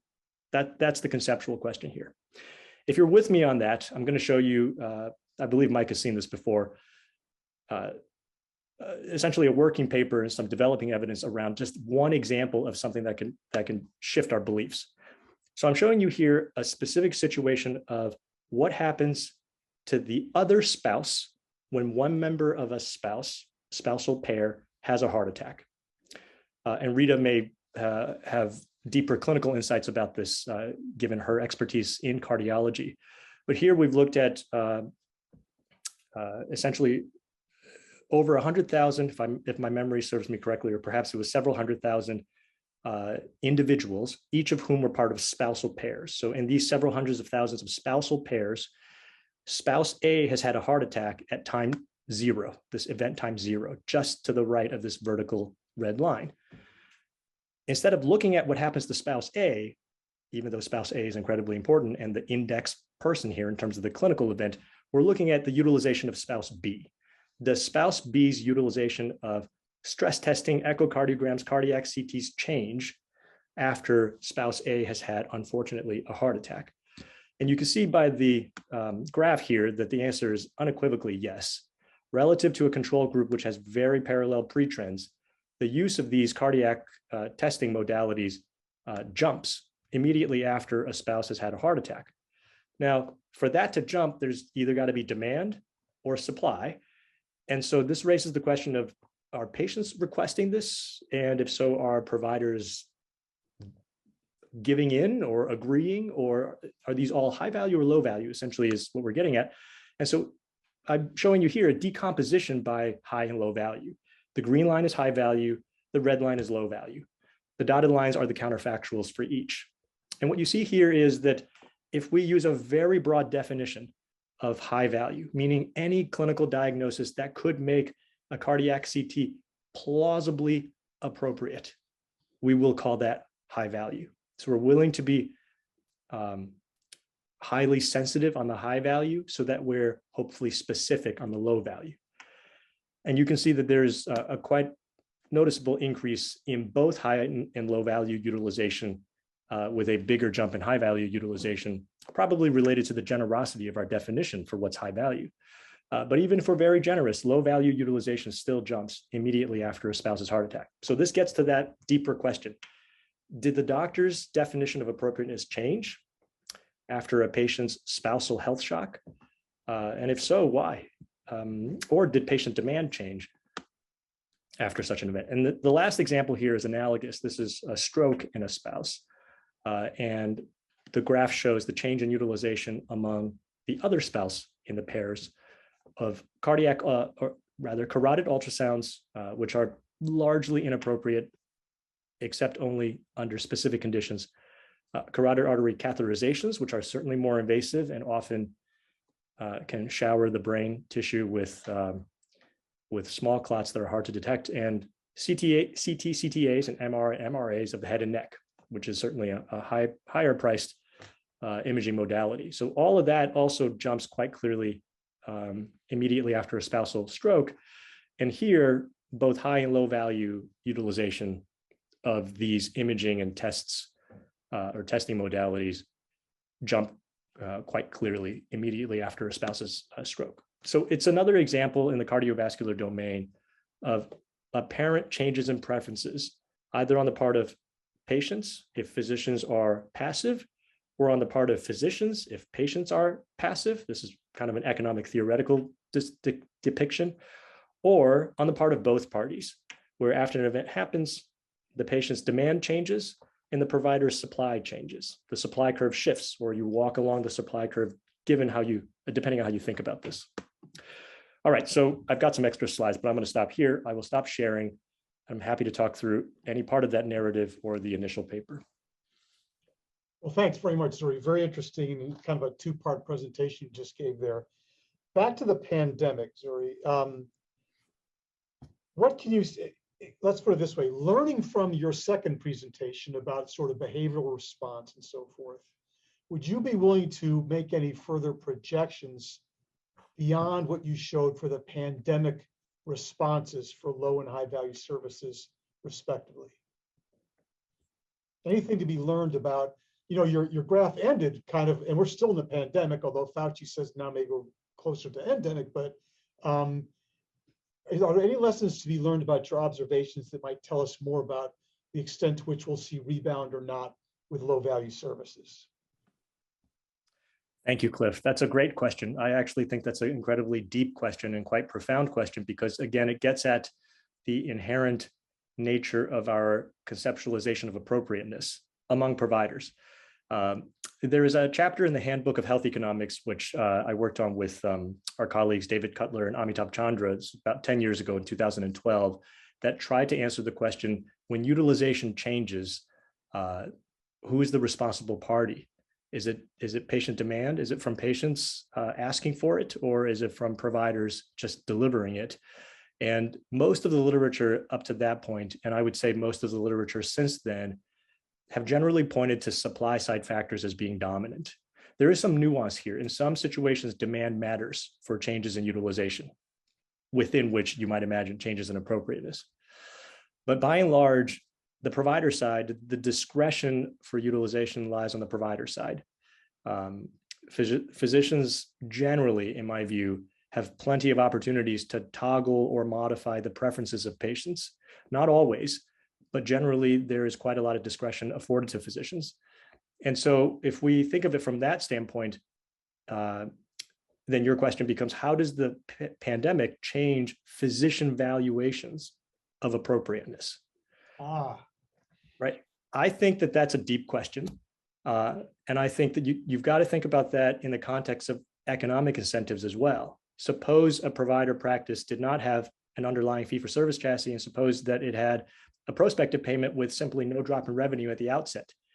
That gives you a very different picture than a classic fee-for-service practice like those in Massachusetts we surveyed, who had the floor fall beneath their feet and responded with 40% of them saying they would raise volume to compensate for that. And so when they give that kind of response, I think a reasonably minded person would conclude that, well, on the margin, maybe you change your valuation of appropriateness. And I think that that's what's probably inherent in some of those responses. I could tell you from the free text responses that we got. First of all, it's very interesting. The part of the free text responses clearly came across as the message delivered to us was, this is America.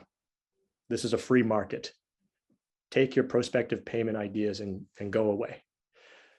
Even though I'm in a pandemic, even though I've just illustrated for you how painful things are, do not try to convince me of capitation to any extent. That was a strong, unequivocal response from the providers, which we found very interesting. And then part of the remaining responses did, somewhat paint this picture of we've got to look for every way to stay sustainable, financially viable. So if that's your first priority, then you might imagine on the margin, appropriateness valuations could change. Now, is it clinically correct to change so? I wouldn't believe so, right? We would think that our clinical evidence is not subject to economic conditions, but in real life decision-making, I would not be surprised if that's part of the pandemic's effects. Yeah, given the way people are so, well, less than civil on social media, it sounds like you might have gotten some responses along the lines of, take this managed care and shove it. It's a new, maybe there was a country western song that sounded similar to that, but it's sobering indeed. Zuri, take a look at the chat. You'll see that Fendrick popped in a comment there about the rebound. Do you see that? I see that. Do you want to kind of give a response to that perhaps? During the rebound with undercapacity, a pandemic ongoing, this is mostly supply. Would you concur? I do. I agree with Mark there. I also would agree with Mark. I would agree with expanding this comment outside of even the pandemic context. I believe, given the evidence to date, that most of the explanation for changes in utilization are accounted for by supply side factors. There are two supply side factors that are most important, by the way. One is physician beliefs about what the right thing to do is. And the second is their economic incentives. And they sometimes overlap. Sometimes the economic incentive can lead a physician to think that, well, this may not be the absolute right thing, but their belief about right or wrong changes given their economic incentives. I was just talking with our colleague, Michael McWilliams, about this over the weekend. And those papers, I'll give you some examples of those papers. There's a David Cutler paper in 2019 in the American Economic Journal. There's an Amy Finkelstein paper in the Quarterly Journal of Economics. There's also Amitabh Chandra, Doug Steger paper in 2020 in the Quarterly Journal of Economics. These papers go through what I'm trying to summarize in much greater detail. But generally, yeah, I would resonate with Mark. Yeah, good. Jeff, Thanks. great to see you. Hey, Jeff, what do you have for us? All right. Well, Zuri, first of all, I mean, that's what a great overview, and what a great way you're leveraging huge data sets to just show the kind of meaningful differences there are amongst providers. I'm just sort of curious, in the studies where you're looking at the quintiles, there might be this dynamic where physicians refer to the doctor that does a whole lot of spinal fusions when they deeply believe their patient needs it, as opposed to randomly. And so therefore the people that do a lot might do a lot, and that might actually be okay over the population. Is there any special way to address that? I mean, there might not be, and the fact that you're giving 95% confidence intervals, it's probably good enough. But I'm just wondering. I'm sure that those doctors that are on the wrong end of those quintiles will often say that sort of thing. Yeah, absolutely, Jeff. What a great comment, and thank you for being here and commenting. Let me first talk about shortcomings and limitations. There are unobservable factors for sure that would lead a specialist, in this case, proceduralists in our paper, to deliver a plausibly low value service. Those unobservables span from provider preference to patient family history, to other things that we can't really see without EMR data. And I grant you that some specialists are more subspecialized than other specialists, despite being in the same subspecialty. And so we try to address that general issue through a couple of ways of adjustment. One involves the risk score, for example, where we try to put all the clinical diagnoses and general risk of a patient into a summary measure. Another is just sort of hand-to-hand combat in the claims, where we try to just tease out a person who's got X in their history or does not have X in their history to rule them in or out of the sample. So it's not perfect, but we think it's decent. And I really want to emphasize that it's merely decent, because this type of work can be improved in a number of ways. And we don't see a lot of this type of evidence. I'm not trying to just drum up the paper in any way, but Since 10 years ago, when the Institute of Medicine had that report that said, go within geographies instead of looking across geographies and try to figure out variations in provider to provider decision-making, our lit review within the last 10 years did not reveal much in terms of that type of doctor to doctor comparison. So we're trying to take an initial step in doing that. And there are, of course, all sorts of obstacles. We haven't even talked about small samples, but as far as we could tell with a large enough sample and similarly enough patients, that variation is quite profound in many of these measures. The last thing I'll say is many specialists in academic centers might say, I am referred the patient who was operated on incorrectly elsewhere, and I'm asked to fix it. And so I'm doing this more because I'm in the position of fixing other folks' initial attempts. And you could plausibly give them that too if the risk score doesn't capture all of that variation. The final thing I'll say, Jeff, because your question is so substantial, or so substantive, is that how much can you attribute to the referring doc versus the performing doc?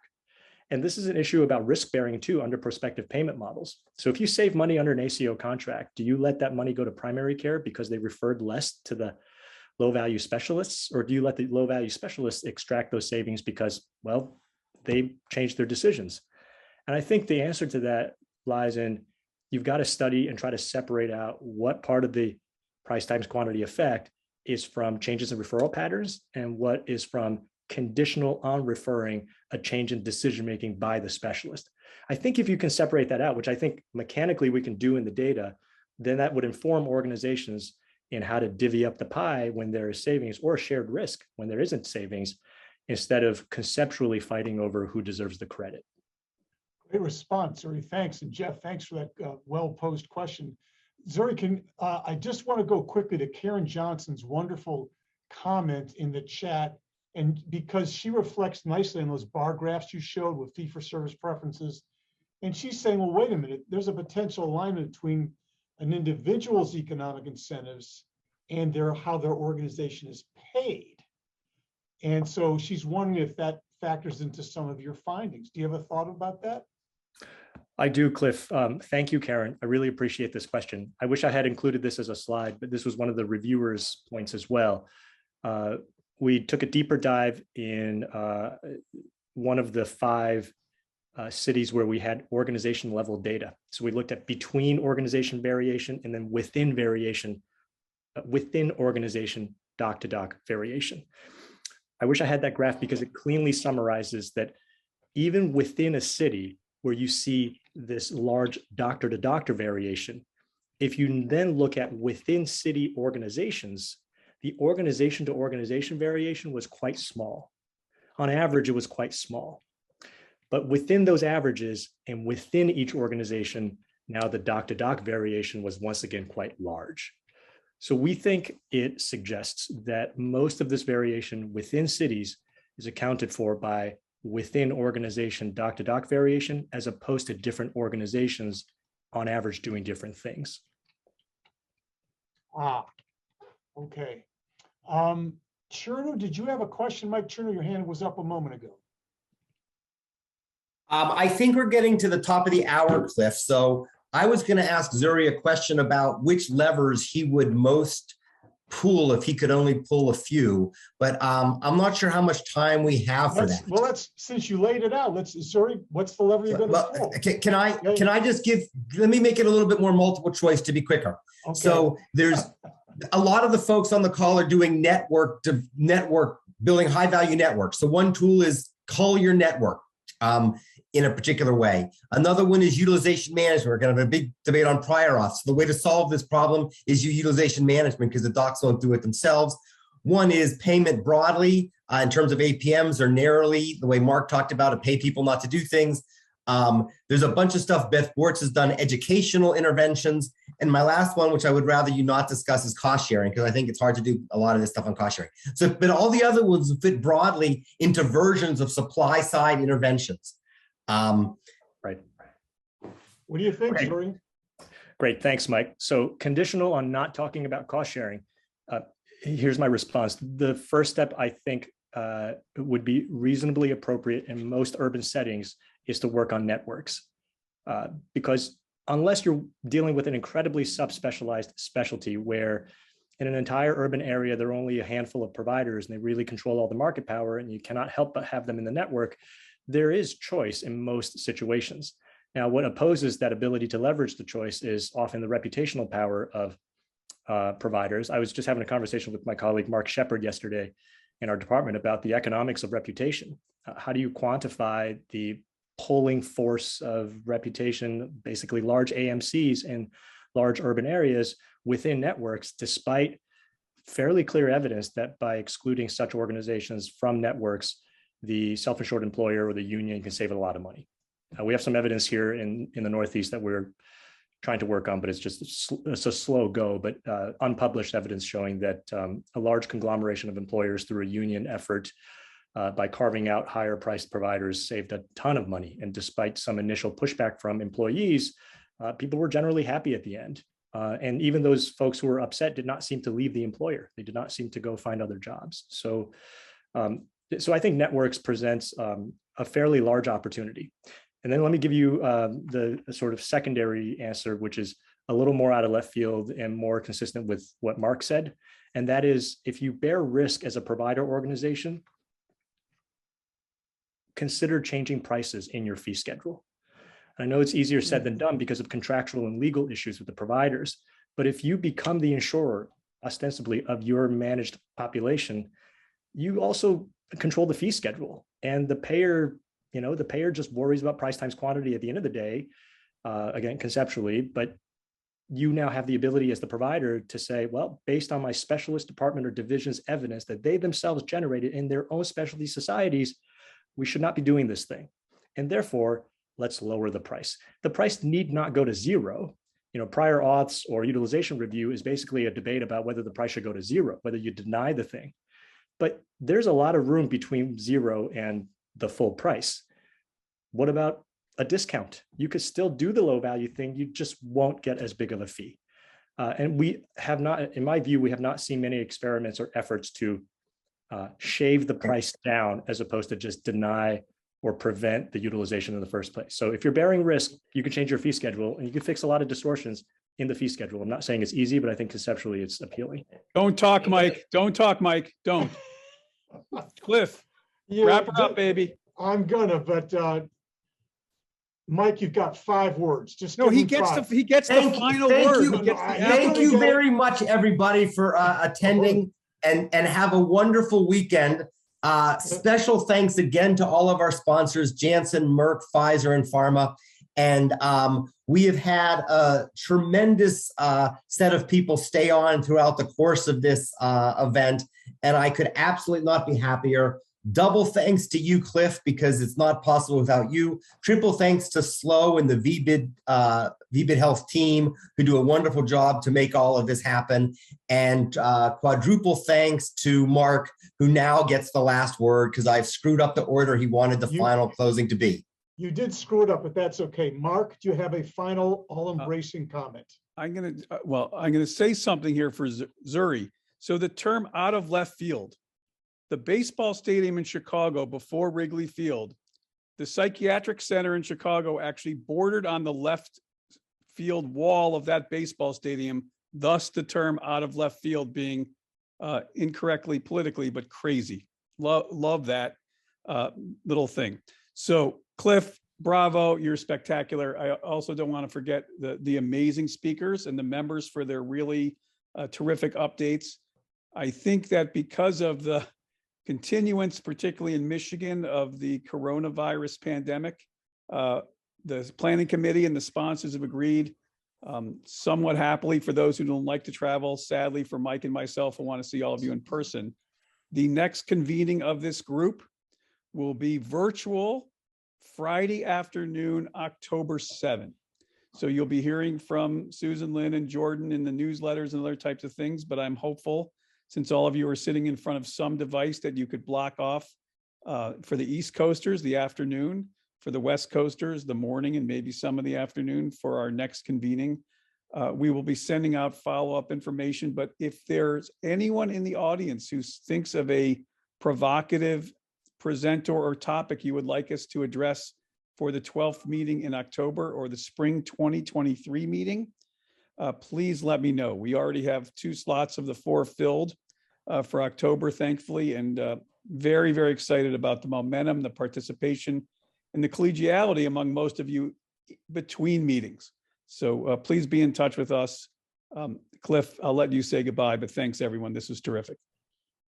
Well, thanks. I just want everybody to please do keep in mind how far this group has come in its 11 convenings. We've all grown with this. The engagement has increased. The spread of participation has increased. The quality has always been high. But I got to say that today, hearing from, good gosh, from Katie Keith and then Michael Boudros, Rita Redberg, and now Zuri Song on this, you cannot beat the quality. So Zuri, I'm recalling your equation toward the end about value being a function of a few things. We got a real high denominator in quality, and it couldn't have been more appropriate compared to what we've heard before in all of our convenings. So we got your equation solved. We appreciate you and all of our speakers. Thanks, everybody. We'll see you on October 7th, if not before. Keep plugging away. You've got more input to make the case. Bye-bye, everybody.